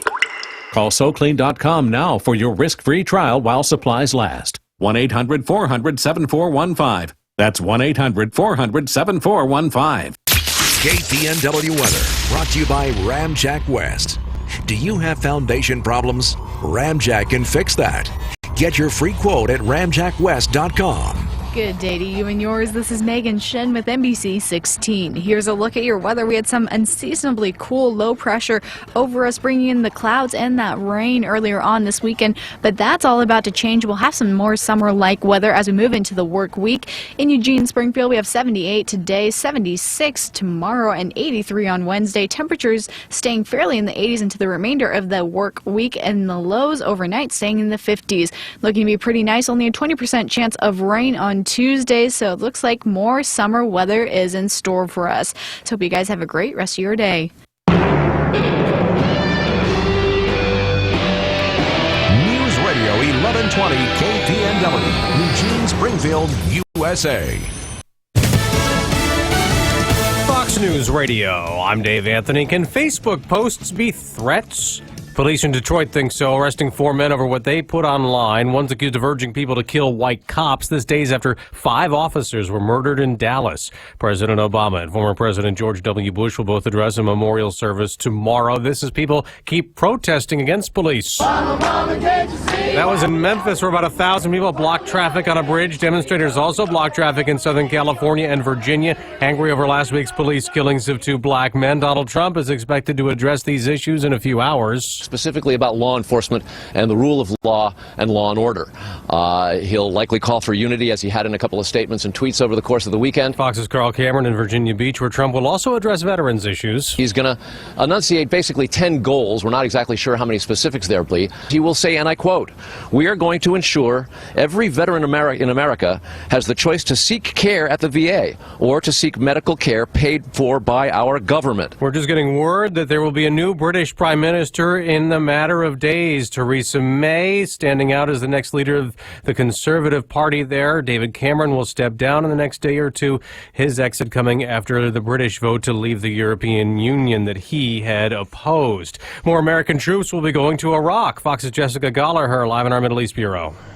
Dave, U.S. Defense Secretary Ash Carter is in Baghdad. He just announced the authorization of 560 more troops to Iraq and says U.S. coalition forces will use the Kiana Air Base as a strategic hub. The seizure of the Kiara West airfield, that will be followed. Its purpose is to create a logistics hub there.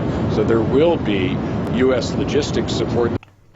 This as Iraqi forces are gearing up to try to retake the country's second largest city of Mosul from... That's Fox's Jessica Gallagher, Fox News Radio. Fair and balanced.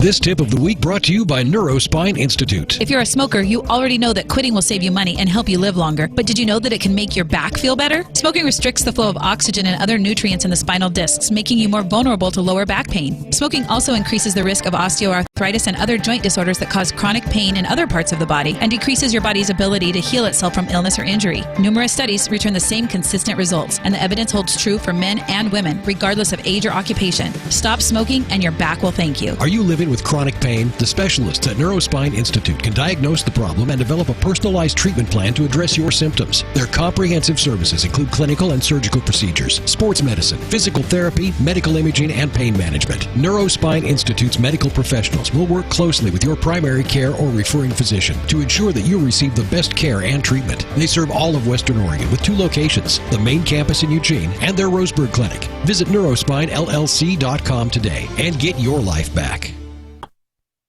There are 3 more empty cells at Guantanamo. 2 inmates transferred to Serbia is making threats. Fox's John Decker live at the White House. Hamza bin Laden, the son of Osama bin Laden, is warning that al-Qaeda would take revenge against the U.S. for the Navy SEAL attack on his father back in 2011. In a recording released by al-Qaeda, bin Laden said that Americans were accountable for the decisions by their leaders and that al-Qaeda will continue waging what he called jihad against the U.S. in response to its oppressing of Muslims. Hamza bin Laden's whereabouts are not known. Some analysts speculate that he may be preparing to take over leadership of al-Qaeda. Dave? John, it's windy today in Boulder County, Colorado, which could whip up a wildfire that's burned down 3 homes and evacuated about 2,000 people. The temperatures reached a record 101 degrees Sunday in the Denver metro area. A lot hotter for the 250 firefighters now battling that blaze and 3 other wildfires in Colorado.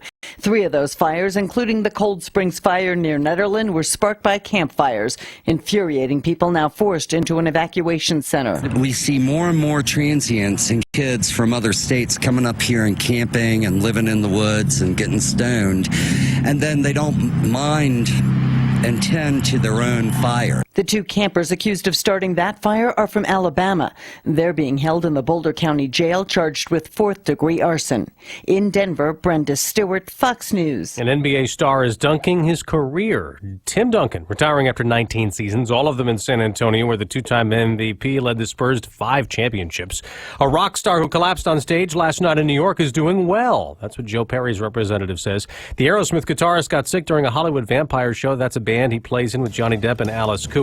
He stumbled backstage and then was taken to a hospital. I'm Dave Anthony, Fox News Radio.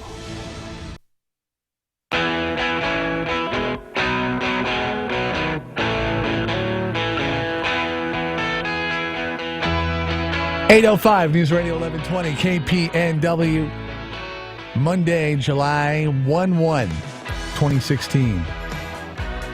Clouds and sunshine mixed.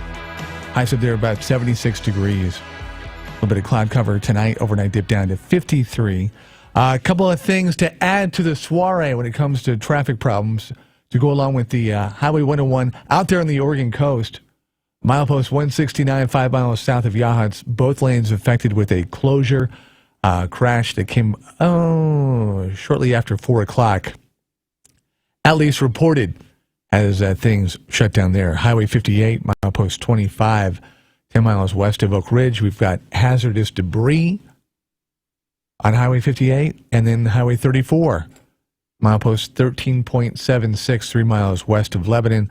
We've got a crash. If you see anything else that we have failed to acknowledge, let us know and we'll throw that out there. Starting to get congestion and the usual hot spots around Eugene Springfield.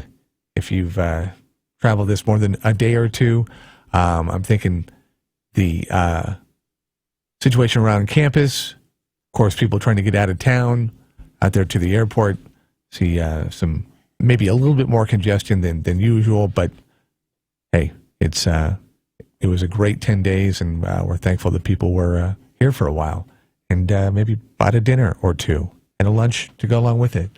Coming up, Bob Hart from the Lane County Historical Museum. Going to talk with Mr. Hart and do what we can to get you some James Taylor tickets coming up this Friday tickets for Friday, Matthew Knight Arena. Tickets still available. Of course, we've got them comped, so you have to pay for it, which is a good thing. News, stand by. It's Bill. Yep, we'll have these stories coming up in just a matter of minutes. We'll take a look at some crime in the area over the weekend. We'll also take a look at the final days of a huge event going on at historic Hayward. If you don't know what I'm talking about, I'll ask the simple question, where have you been? Also, we'll tell you about another Oregon health co-op that throws up its hands and says, can't afford to be in business anymore. Those stories and more coming up, brought to you by Burrito Amigos, the friendly ones on KPNW. The summer season is officially here, as is the it's too hot, I don't want to cook right now season.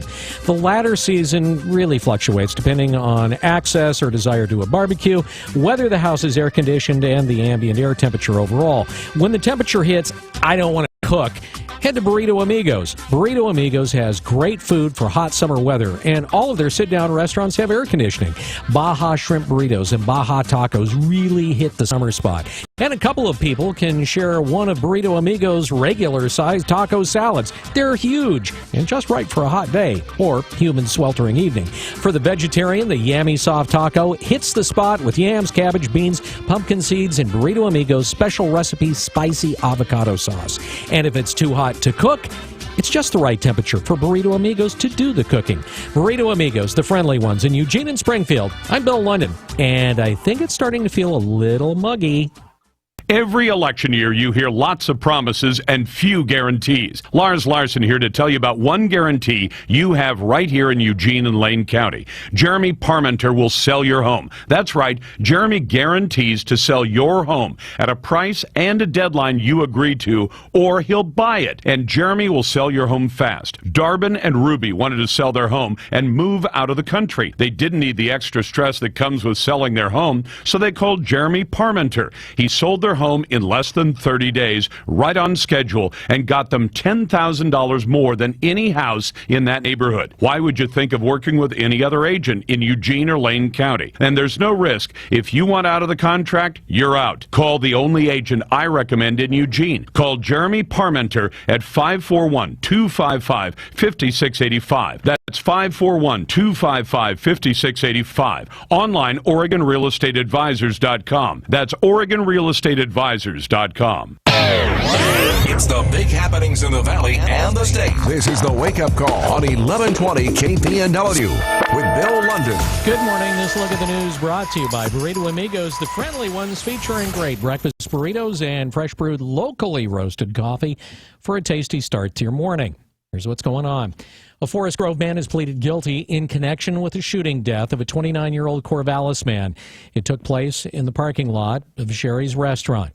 Friday, Michael Dayette was sentenced to life in prison after pleading guilty to murder and conspiracy charges in connection to the January 15th killing of 29-year-old Jason Williams. Dayette changed his plea from not guilty after reaching a plea agreement with prosecutors. As part of the deal, Dayette will be eligible for parole after serving 25 years. Dayette and his girlfriend, Brooklyn Shepard, were indicted on multiple charges in connection with the killing. Shepard is being held in the Lincoln County Jail and is scheduled to appear in court on July 21st. Two men have been jailed after allegedly breaking into a Springfield home yesterday afternoon. Springfield police responded to a report of a residential burglary in progress on 12th Street right around 2:30. Neighbors were tipped off to crime happening when they saw men wearing masks breaking into a house and leave with backpacks. Pretty good indication. And then they shortly returned. Police say Daniel Cordura and Timothy Wood ran as officers surrounded the area, but both were taken into custody. Investigators located the stolen property. The men were charged with burglary, theft, criminal mischief, and possession of a burglary tool. According to police, Wood is linked to at least one additional residential burglary. That investigation is ongoing. Well, it was a wet weekend, but some Eugene athletes probably wouldn't have it any other way as the U.S. Olympic track and field trials came to an end at historic Hayward Field on the U of O campus. Rob has the story of glory. There were many highlights of the Olympic trials on the track and field at Hayward over the weekend. Among them, sometime Oregon wide receiver Devin Allen headed to Rio after winning the finals in the 110 hurdles, winning by 18 hundredths of a second. Allen said that Hayward sounded like another iconic venue. It felt like a football game. It felt like Autzen Stadium. After a touchdown, it was just a roar that you just can't hear yourself think. In the 1500, Matt Centrowicz, another person with Oregon ties, won and joins the U.S. Olympic team. U of O's Deja Stevens was second, but former Duck Jenna Prandini, the talk of the women's 200 after her lunging finish, sending her and not Allison Felix to South America. Other stories get to know the name Sydney McLaughlin. The 16-year-old made the Olympic team after she finished third in the 400 hurdles. You could hear that name for many years to come. Sunday's attendance, 22,944. That's a new Hayward record. A total number of 176,972 attended the trials. I think we can all agree a huge success, a win-win for everybody. Bill? Eugene police officers arrested a man Sunday morning just before 2 who was accused of vandalism for throwing a rock through the front window of the Lotus Garden on Charnelton Street. 39-year-old Bernard Schiffman was located shortly after witnesses say they saw him throw a rock through the front window of the Lotus Garden. While officers investigated that crime, another caller reported a similar incident at Jade Palace on West 7th Avenue. Police say Schiffman is also a suspect in that incident. Police arrested Schiffman on 2 counts of criminal mischief 1 and disorderly conduct. They're currently looking at security videos and investigating a recent string of similar crimes throughout the area. Tensions remain high in Dallas, Texas, following last week's deadly attack on police. Jorge Barrientos was one of the Dallas officers hit by the gunman. He was one of the survivors. On my chest, but like I said, my instinct was to protect and to go stop this. So I bandaged up my hand with a handkerchief that I had in my pocket, bandaged it up, wrapped it up, and kept going. 5 other officers died in the attack. President Obama will deliver remarks tomorrow at the memorial service in Dallas. 20,000 members of the Oregon Health Co-op are being told they need to find another plan. Brad Ford reports the co-op is going out of business. The Oregon Health Co-op lost more money than it brought in, and the state is taking it over to protect policyholders and liquidate the company's assets. Lisa Morosky with the Oregon Department of Consumer and Business Services says they'll be contacting all of the policyholders. We'll be getting people any way we can with letters, emails, phone calls. Whatever we need to do. The coverage from the Oregon Health Co-op ends this month. They will need to find a new plan by July 31st. They can do that by going to healthcare.gov to shop other plans. This highlights the problem rural residents face finding healthcare plans for their areas. The state is looking for ways to make it more feasible for insurers to offer plans in those areas. Brad Ford, KPNW. All right, we have a problem on Highway 101 this morning. It is just a few miles south of Yaha. It's got a semi that went kind of down a ditch, and they have closed the highway trying to get that vehicle out. So Highway 101 is closed. They say it's going to take a couple of hours. Be aware that that is a problem in the area. Also on Highway 34, just about 3 miles west of Lebanon, they have an accident that is causing about a 20-minute delay getting through there as well. That, of course, out of the Albany area and up towards Lebanon. But again, Highway 34 and Highway 101, some problem areas this morning. Fire officials are investigating the cause of a fire that destroyed a Burger King restaurant in Albany. It broke out Saturday morning. Fortunately, all the employees and all the customers were able to evacuate the restaurant in Geary Street. Only one employee was injured and was treated on site by Albany fire medics. The Albany Fire Department had about 35 firefighters on scene. Officials said the smoke from the fire was significant. Geary Street was closed to through traffic for much of the day Saturday. They still don't know what caused that particular blaze. Well, for 3 days last month, police agencies in 26 Oregon counties sent a message to boaters. Brad Ford reports on the results. From June 24th through the 26th, the Marine patrols focused on finding boaters under the influence. They issued 81 warnings to primarily motorized boaters and some to non-motorized boaters. They also issued 63 boating citations. Ashley Massey with the Oregon State Marine Board says they conducted 20 field sobriety tests and arrested 2 people for boating under the influence, one for alcohol and the other for marijuana. Massey says boat operators need to be sober. In impairment on the water actually is more dangerous in a lot of ways than on the road. That's because boats don't have brakes, and the motion of the water will enhance the effects of alcohol or pot. I'm Brad Ford, KPNW. The Coast Guard has rescued a 52-year-old man who appeared to be experiencing a heart attack about 34 miles west of the Umpqua River.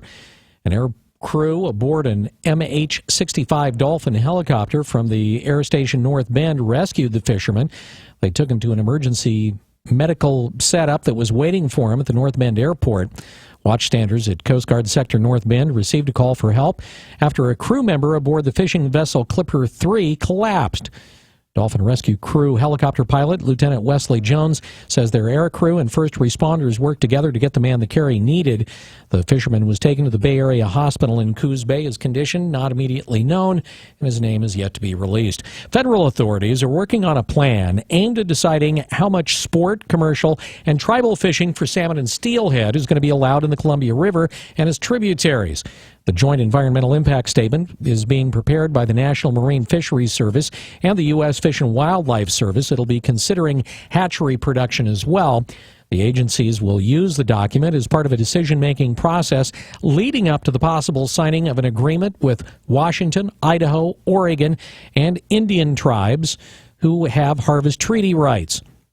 The current agreement expires at the end of 2017. What's at stake are the fate of adult salmon and steelhead returning to the Columbia Basin. They numbered about 3 million last year.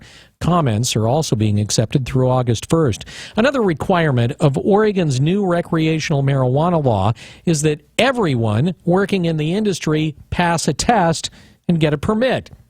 Brad Ford has the details. If you want to work in Oregon's marijuana industry, you have to take a course that teaches you how to handle weed and know the effects. What the signs are, for instance, of an intoxicated person and for checking for IDs. Mark Pettinger says it goes beyond retailers and covers people that'll work on the production side. If you get at least 70% on the test and pay your $100, you get a 5-year permit. They expect a rush of applicants. It's going to take some time to process those.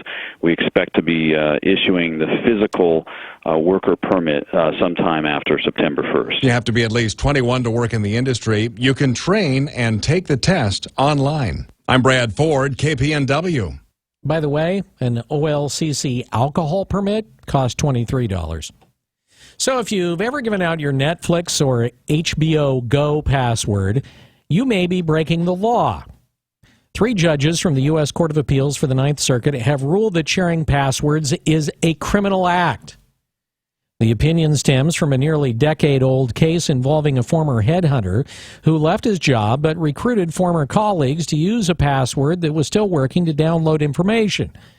He was later charged with hacking.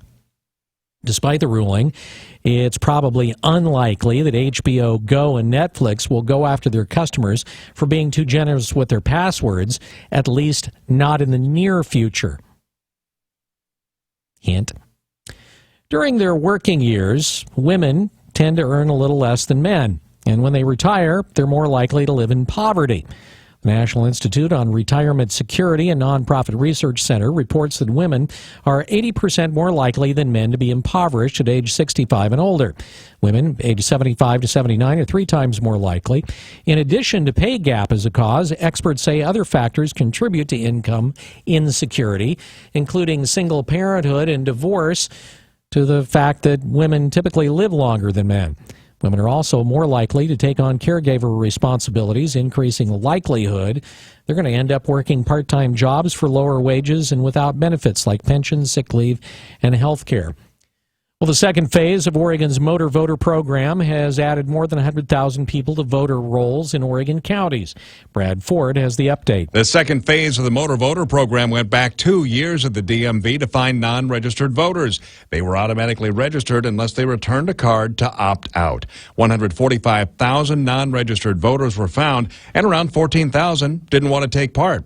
When added to the first phase of the program, more than 200,000 new voters have been signed up through the motor voter program to take part in Oregon's election process. Brad Ford, KPNW.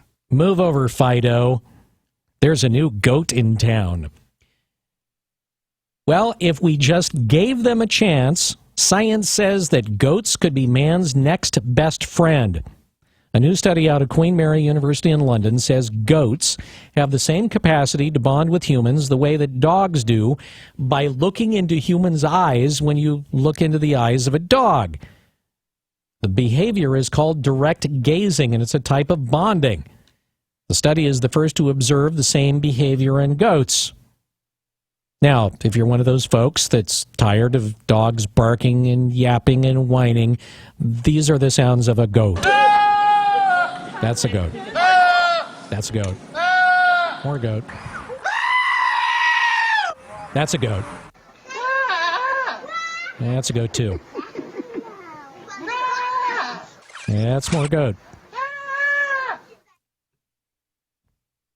I don't know. I don't think that I could probably get used to this. That right there. Hearing that first thing in the morning, that right there says end of the world. You're being attacked. It's 8:22. This look at the news brought to you by Burrito Amigos, the friendly ones on News Radio 1120 KPNW. Wake Up Call Sports on News Radio 1120 KPNW. No lack of sports fodder to talk about on a Monday. Yeah, you've got the international sports stories like Portugal taking down France 1-0 in the Euro final football. Andy Murray and Serena Williams, to no surprise, Serena was no surprise, winning the Wimbledon titles.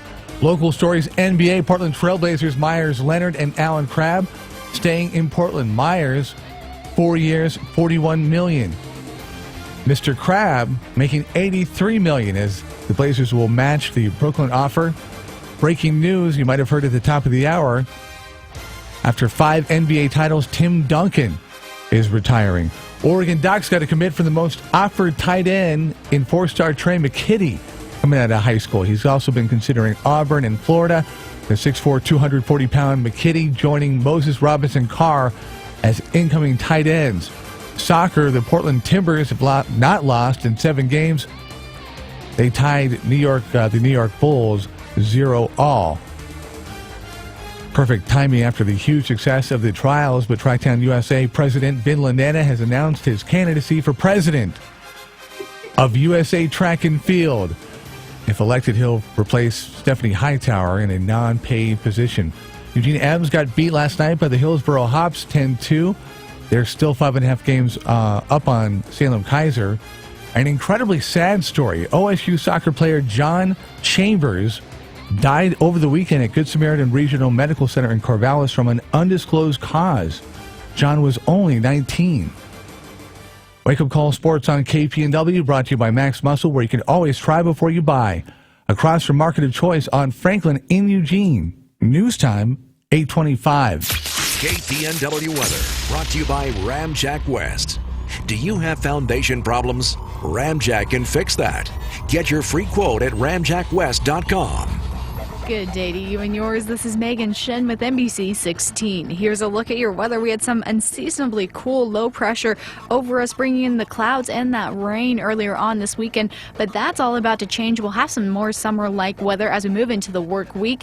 In Eugene, Springfield, we have 78 today, 76 tomorrow, and 83 on Wednesday. Temperatures staying fairly in the 80s into the remainder of the work week, and the lows overnight staying in the 50s. Looking to be pretty nice. Only a 20% chance of rain on Tuesday, so it looks like more summer weather is in store for us. So hope you guys have a great rest of your day. Ramjack leads the way in foundation repair. Protect your investment. Get your free in-home evaluation at ramjackwest.com. Check out our exceptional online reviews, then choose Ramjack. CCB 146906. I'm Jeremy. And I'm Chris with Home Comfort. When we say the one to call, the one means no matter what the problem. From security lighting, generator systems, panel changeouts, service upgrades, with technicians available 24/7. Or HVAC, from routine cleanings to breakdowns. Home Comfort's an independent American Standard heating and air conditioning dealer. So our highly skilled technicians will ready your house for any season. Make one call to 541-345-2838. Home Comfort, the one to call. When it comes to Honda power equipment at low prices, think Ramsey Waite. We have Honda lawnmowers on site, like the HRX 217 mower featuring the 4-in-1 Versamo system. Ramsey Wade has an extensive line of Honda generators, including the recreational, super quiet EU 2000i. Don't just dream about it, wait for it. Ramsey Wade Superstore. Honda. Open Monday through Saturday, Franklin Boulevard, Glenwood. Check us out at RamseyWade.com. Built for business. Waiting. No one enjoys it. With Comcast Business, you can do less of it. Because Comcast Business Internet is up to 5 times faster than DSL from the phone company, which means less waiting for things like security backups and file downloads. Plus, it's a better value when you select the fastest plan. So do what nearly 1,000 businesses do every day and choose Comcast Business. Unless you'd prefer to wait. Switch to Comcast Business Internet. Then add 1 voice line and TV for just $34.90 a month for 2 years. And ask about their low price guarantee. Call 800-501-6000 or visit ComcastBusiness.com. That's 800-501-6000. Comcast Business. Built for business. Offer ends 8/31/16. Restrictions apply. Equipment, taxes, and fees, including broadcast TV fee extra. Compares Comcast 100 megabits per second and 20 megabits per second DSL downloads. Are you ready for the new flavors of Max Pro? Peanut butter chocolate, cookies and cream, orange, and s'mores is coming soon. High protein, low carbs, no sugar. Try before you buy. Max Muscle on Franklin Boulevard, across from the Market of Choice. In 1977, an 8-year-old boy picked up the game of golf from his father. The odds of that same boy winning the US Open twice, 1 in 1.2 billion. The odds of him having a child diagnosed with autism, 1 in 110. Ernie Els encourages you to learn the signs of autism at autismspeaks.org. Brought to you by Autism Speaks and the Ad Council. The not-so-heroic Holloway in London on the legendary News Radio 1120 KPNW.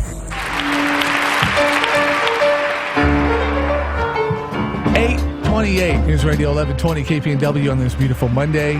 Got some sunshine out there and warm up, and it's almost like having Uncle Bob back in the studio. Bob Hart, the director over there at the Lane County Historical Museum, into wax and, well, especially if you are new to the area.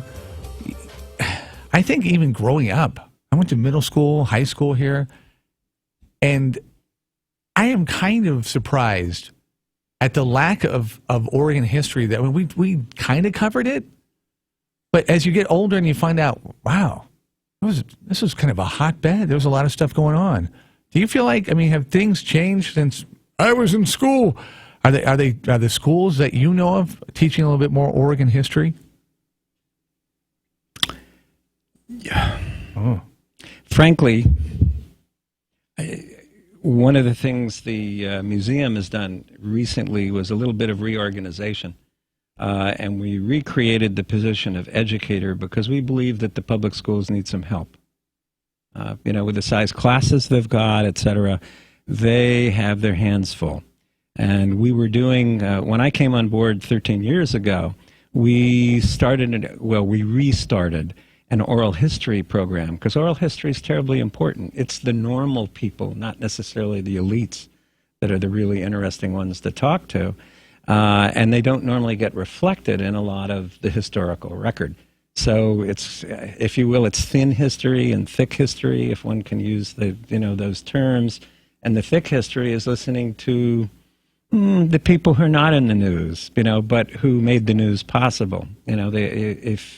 I won't use the worker bees, who otherwise, don't get recorded. The infantry private, that sort of thing, their observations. So we recreated the position of educator.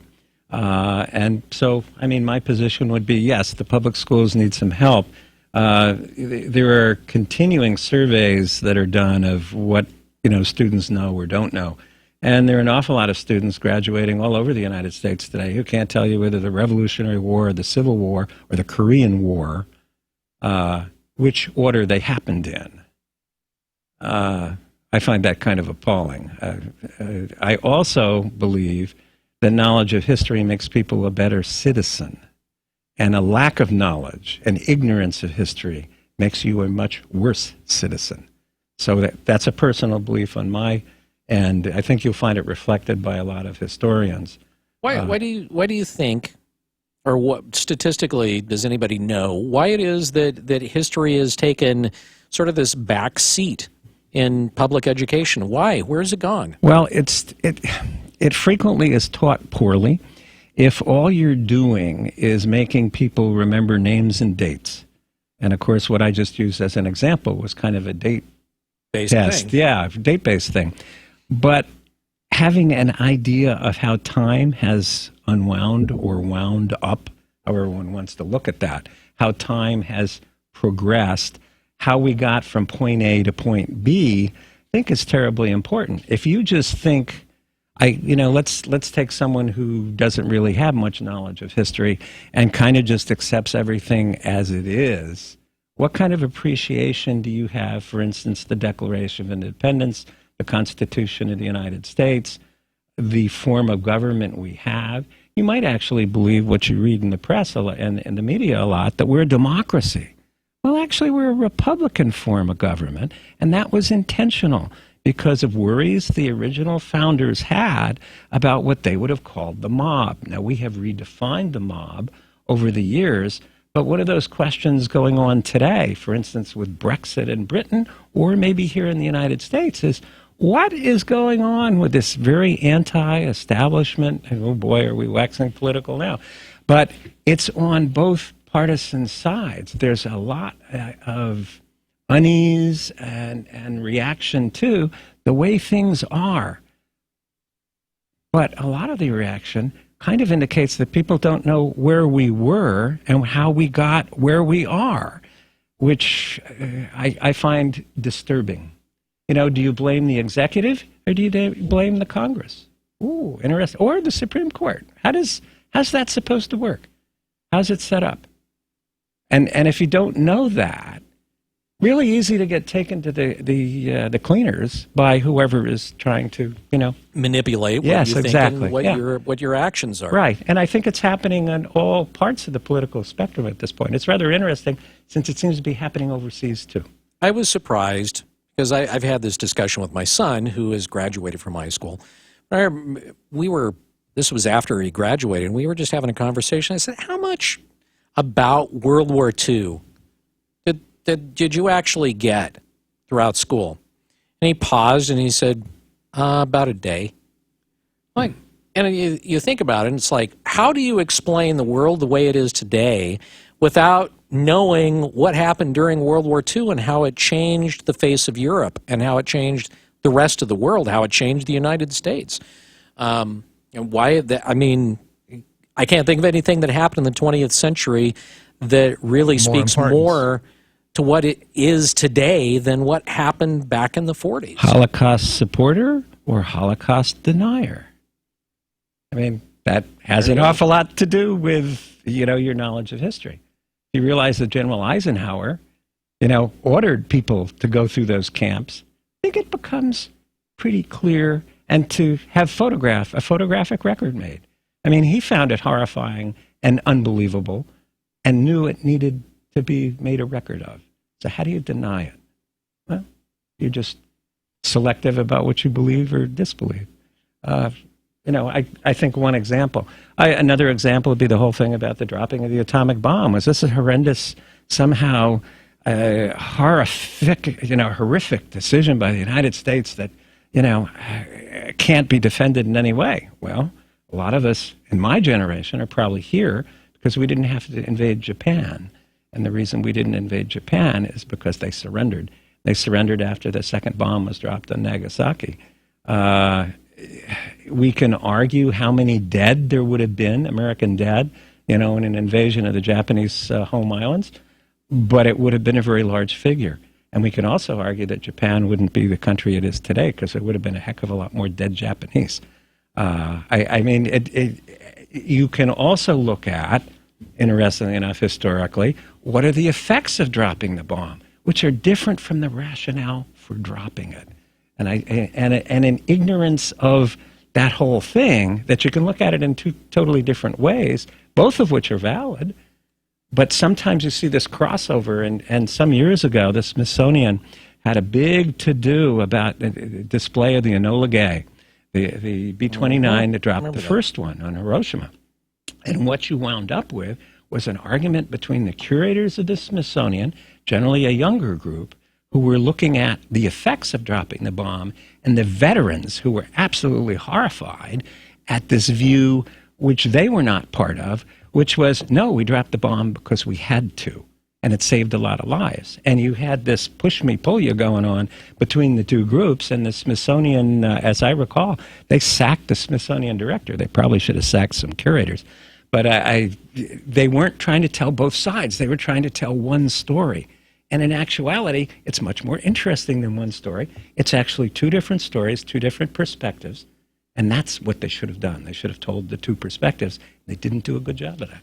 It's interesting because, you talk about the two sides. You would expect that many of the ground troops that would have been a part of that battle would have been all for the dropping of the bomb.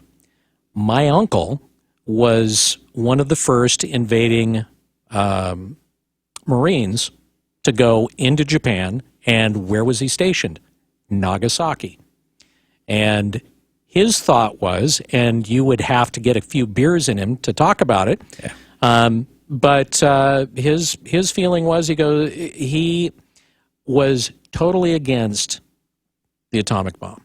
Absolutely, without a doubt.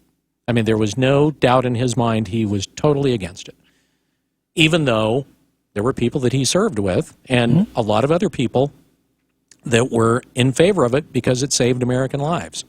But he had a totally different view of it. And I think part of it was the fact that part of the areas that they were kind of in charge of or guarding were hospitals, where he was looking at the aftermath of what happened, and it gave him... Now, mind you, this is a guy that after Guadalcanal was in most of those major Marine battles all the way into Japan and saw the worst of them. I mean, he was cannon fodder. He was a mortarman. And they targeted mortarmen. And that was his opinion. And you're right. There were opinions on both sides of it, not only here, decades after the fact, but even at the time amongst the folks that were there. And amongst the scientists who developed the bomb. There's the whole Oppenheimer business, the whole questions of, security and the fact that the scientists weren't quite sure what was going to happen. They knew percentage-wise, there was a percentage of probability of what was going to happen. But one of those questions was, would they incinerate the Earth's atmosphere? Well, they didn't know. They did know that they might be able to bring the war to a quicker conclusion. But I mean, if you're not discussing history, the questions don't get asked, and the right questions with actual knowledge. I mean, we talked about this off the air about people bringing other facts and figures and storylines that are a little off base. It's important. In general, we're pretty complex creatures, and I think, again, as a historian now, if you think that things happen for only one reason, I think you're being sold a bill of goods. Generally, things happen for a complex of reasons. And that requires, I think, unfortunately, a little bit of sophistication to kind of be able to know that there are various narratives that fit into, whatever is going on. And the narratives can certainly be pitched one way or another. And there are probably more than two ways to pitch narratives. I mean, we have fights over what goes into our textbooks. I think Texas is generally used as one of those examples of a state that tightly controls its textbooks. And because of the number of students in Texas, what goes into Texas textbooks tends to be reflected in the rest of the United States. That's one of the ways publishers look at it. Having taught some American history classes, I will tell you that the textbooks are not without their problems. Yeah, well, you're not the only person who have said that. Oh, no, certainly not. I come to it from a military perspective, and it's pretty obvious that some of the professors writing the textbooks don't know much about the military. And it's very obvious if you actually read what they have to say about the conflicts that have taken place. I think we're going to start calling you Hot Button Heart. Well, no, it's not. I don't think that's necessarily so hot button. I think what you're just talking about is just an observation of really what's going on culturally and what's going on in the schools. I have wondered for a long time why history is sort of this. I don't know. It's almost like the redheaded stepchild of schools. It's like why is that? What? I mean, are we trying to rewrite history? I mean, is it some sort of cultural, social thing that, or is it just? I mean, what is it? Well, history is not written like the Ten Commandments in stone on Mount Sinai. History is reinterpreted by every generation as to what people think is applicable to them. So plus the fact but if you're that not history even teaching it, how do you know what's applicable? Well, okay. Well, that's even worse. But it's natural for every generation, assuming that there are generational views and perspectives, and the influence of technology, for instance, to revisit history and perhaps come up with some information from a dusty attic, from a trunk, from a recording. Look at the things, the presidential libraries. We've gotten to listen now to Nixon's tapes for quite some time. I mean, generally there are restrictions put on a lot of the materials for a certain number of years, and then they become available. The census data, for instance, would be another, one of these things. There are lots of information you can get out of census data. One of the things about teaching of history, as I understand it, is that in many school systems there is no special requirement to teach history. There are special requirements to teach some other classes, and the net result of that is you get more folks teaching history where it's not a passion. I mean, you and I both, we all know that if you have an instructor that has a passion about a subject, you're more likely to pay attention, assuming you also are interested in that subject. And if you've got an instructor who is bored with the subject, you're probably not going to be all on fire about it. So I think that's a pretty general observation. And the unfortunate part of history, I think, is if you reduce it to names and dates, boring. And that's what most kids will tell you. But history is really about people. And do people actually bore you? I mean, aren't people That's what we are. Yeah, I mean, it's who we are, it's where we are, it's what, if you're not interested in your own culture, maybe history is boring. It's storytelling, and the fact that in 5 to 10, 15 years, where are we going to be? I wonder, my 5-year-old, what is she going to be taught in 10 years? Well, some of that child, for instance, wasn't around when 9/11 took place. I was around when Kennedy was shot, or the Cuban Missile Crisis, or, we could go on landing on the moon. I mean, which, if you talk to some kids today, well, when was that? Yet I think most of us who lived through that, thought that was an earth-shaking event. That wonderful Momentous photo. Yeah, that wonderful photo of that blue globe sitting out there with all that black around it. It gave rise, or it gave certainly a real shot in the arm to the environmental movement. That little island in space, and we're still looking for other Earth-like planets, and, with more technology, maybe we'll eventually find some.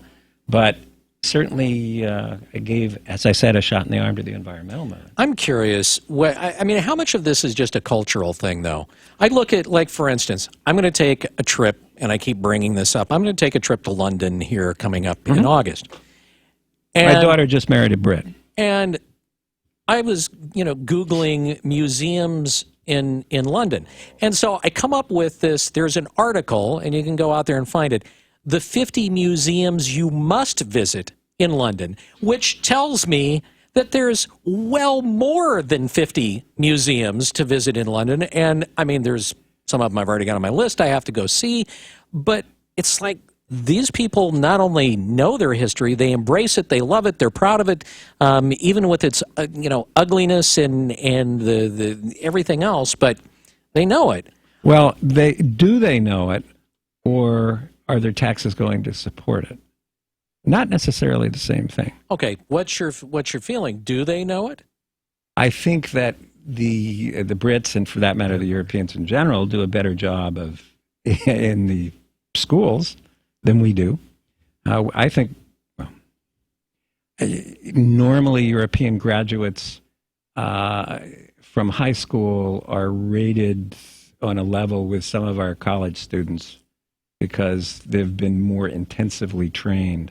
I've this past December and January, I was in Europe, and interestingly enough, the Tower of London has about 12 different museums within it.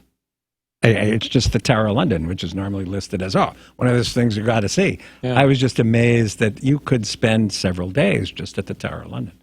On the other hand, I will also observe that the British Museum has seen better days.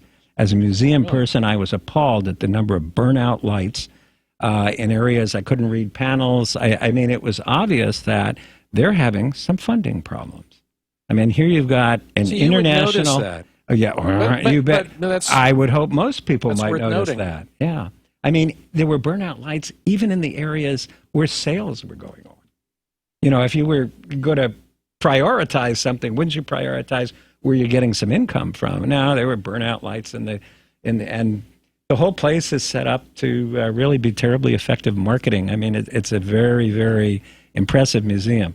I was there many years ago as a student in an archaeological program and got to go in the basement and hold a several million-year-old tool made by a hominid. Notice I didn't say a human. Made by a human ancestor, found by Dr. Leakey over in Africa. Wow. And that was just, you know, if you want to talk about one of those times in life where your breath is taken away, holding that thing. I mean, they estimated 2 million years old. Mind-blowing. Speaking of museums, where you'll be hailing and spending some time later today, what's the big word? Well, in terms of the Lane County Historical Museum, we have a native basketry exhibit up with some beautiful examples of native basketry, and that's the first Native American exhibit we've had in over a decade. And the reason for that is I was appalled when I came on board 13 years ago at the sad state of what we were representing for Native American history. And it's taken this long, if you will, to actually put a quality exhibit back up. This one's a temporary exhibit. It'll be up through the Lane County Fair, which of course is also coming up. And during the Lane County Fair, the Lane County Historical Museum is open for free. So I hope listeners are paying attention to that. Is that usually the case? Come by. Yes, it is. Every fair, the museum is open for free. And we get some of our best visitation, obviously, of the year. Sure. At that point, we still have up the medical exhibit that is quite excellent.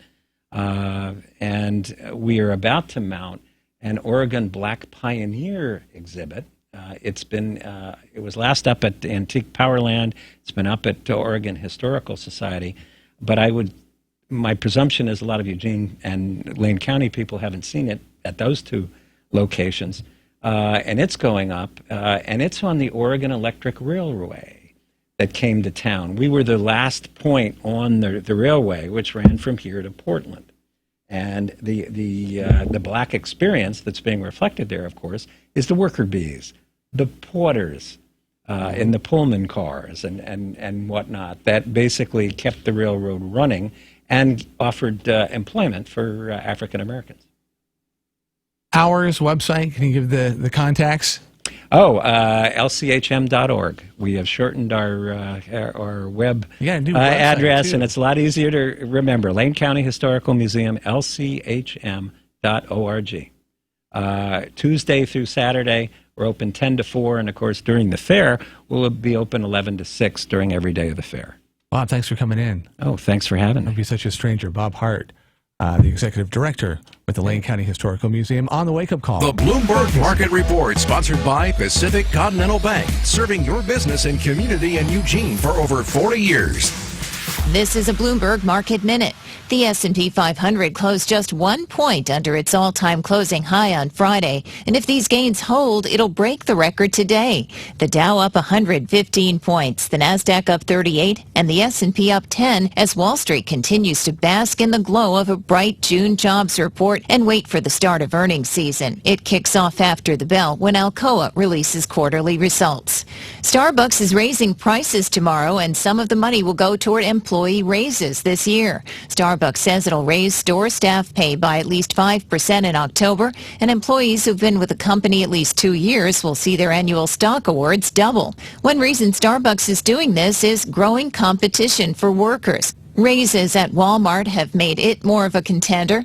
Walmart, meanwhile, is answering Amazon's Prime Day tomorrow with price rollbacks and unlimited free shipping for online customers through Friday. I'm Adrienne Mitchell, Bloomberg Radio. Pacific Continental Bank is proud to call the Eugene Springfield area home for more than 40 years. As your local banker, partner, and neighbor, we are committed to the health and sustainability of your business and our community. We know it takes more than a loan or deposit to help you succeed. It takes people who know you, your business, and your community. Who says we can't be more than a bank? Pacific Continental Bank, the right bank. Learn more at therightbank.com. Member FDIC.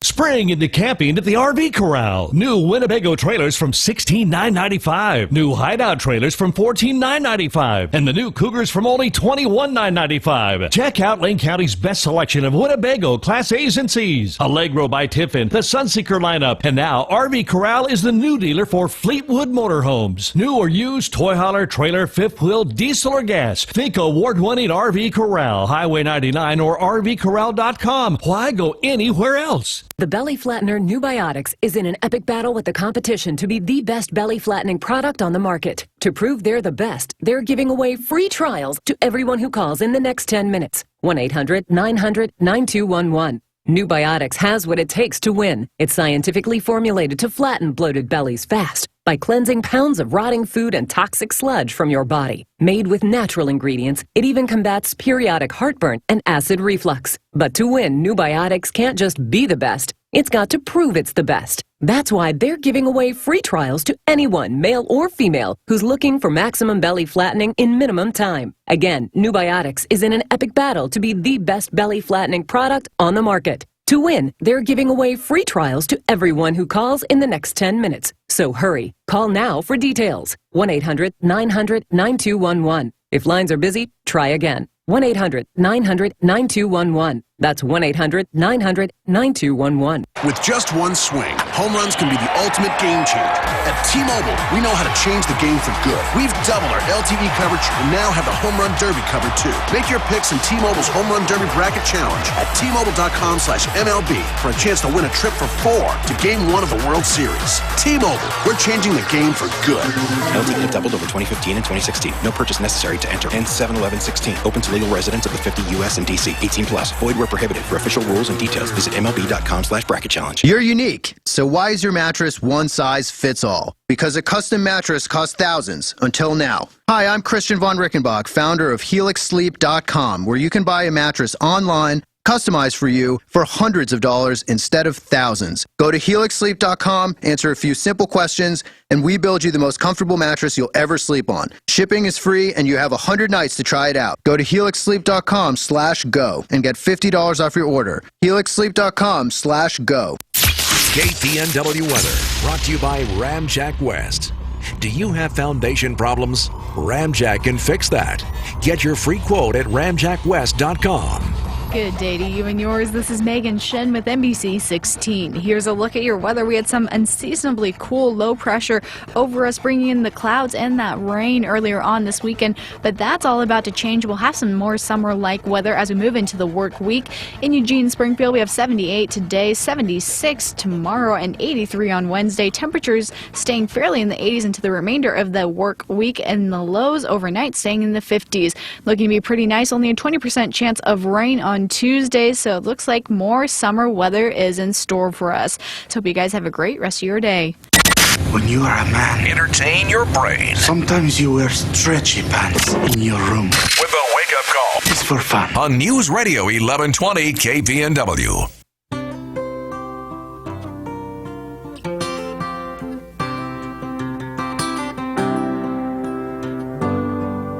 All right, 8:56, News Radio 1120 KPNW. We've got like seconds.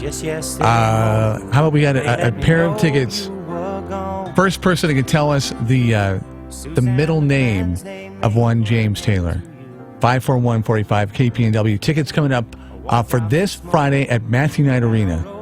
541-45 KPNW or 888-KPNW 888. First correct answer, and if we don't get a winner, we'll carry him over to tomorrow. And here's a hint. It's not chrysothemis. Most folks think it's chrysothemis. It's not. See you tomorrow. KPNW weather brought to you by Ramjack West. Do you have foundation problems? Ramjack can fix that. Get your free quote at ramjackwest.com. Good day to you and yours. This is Megan Shin with NBC 16. Here's a look at your weather. We had some unseasonably cool weather this weekend, seeing a low pressure system that brought in those cooler temperatures along with the clouds and the rain. But that's all about to change as we go into the work week. We have temperatures reaching all the way up into the 80s in Roseburg. 80 today, low of 54 tonight. For Tuesday, we have 79, 53 for the low, and Wednesday, 84, continuing in the 80s all the way into the rest of the work week, and low staying in the 50s. Along the coast, we have temperatures staying in the upper 60s, 67 today, 54 at night, staying in the 60s throughout the remainder of the work week, looking to clear out with pretty nice conditions in the clouds, and 30% chance of rain on Tuesday. Get instant cash back at Discount Windows. Discount Windows is working with Energy Trust of Oregon to help you reduce energy costs and improve the comfort of your home. Don't wait 6 to 8 weeks for a check. Make your project more affordable right now with instant savings. We've handed out over $20,000 in instant cash incentives in just 5 months. Instant savings at Discount Windows. Highway 99 in Junction City. Open 7 days a week. Instant cash incentives applies to windows installed by Discount Windows. DCB 180018. Sherman Brothers Trucking is looking for an experienced lowboy driver to drive regionally. Great benefits including medical, dental, vision, 401k, and paid vacation. They're also looking for mechanics at their Harrisburg operation. Sherman Brothers has been family-owned since 1969 and offers a great work environment. Sherman Brothers prides themselves on the quality of their employees and the service the company provides. Excellent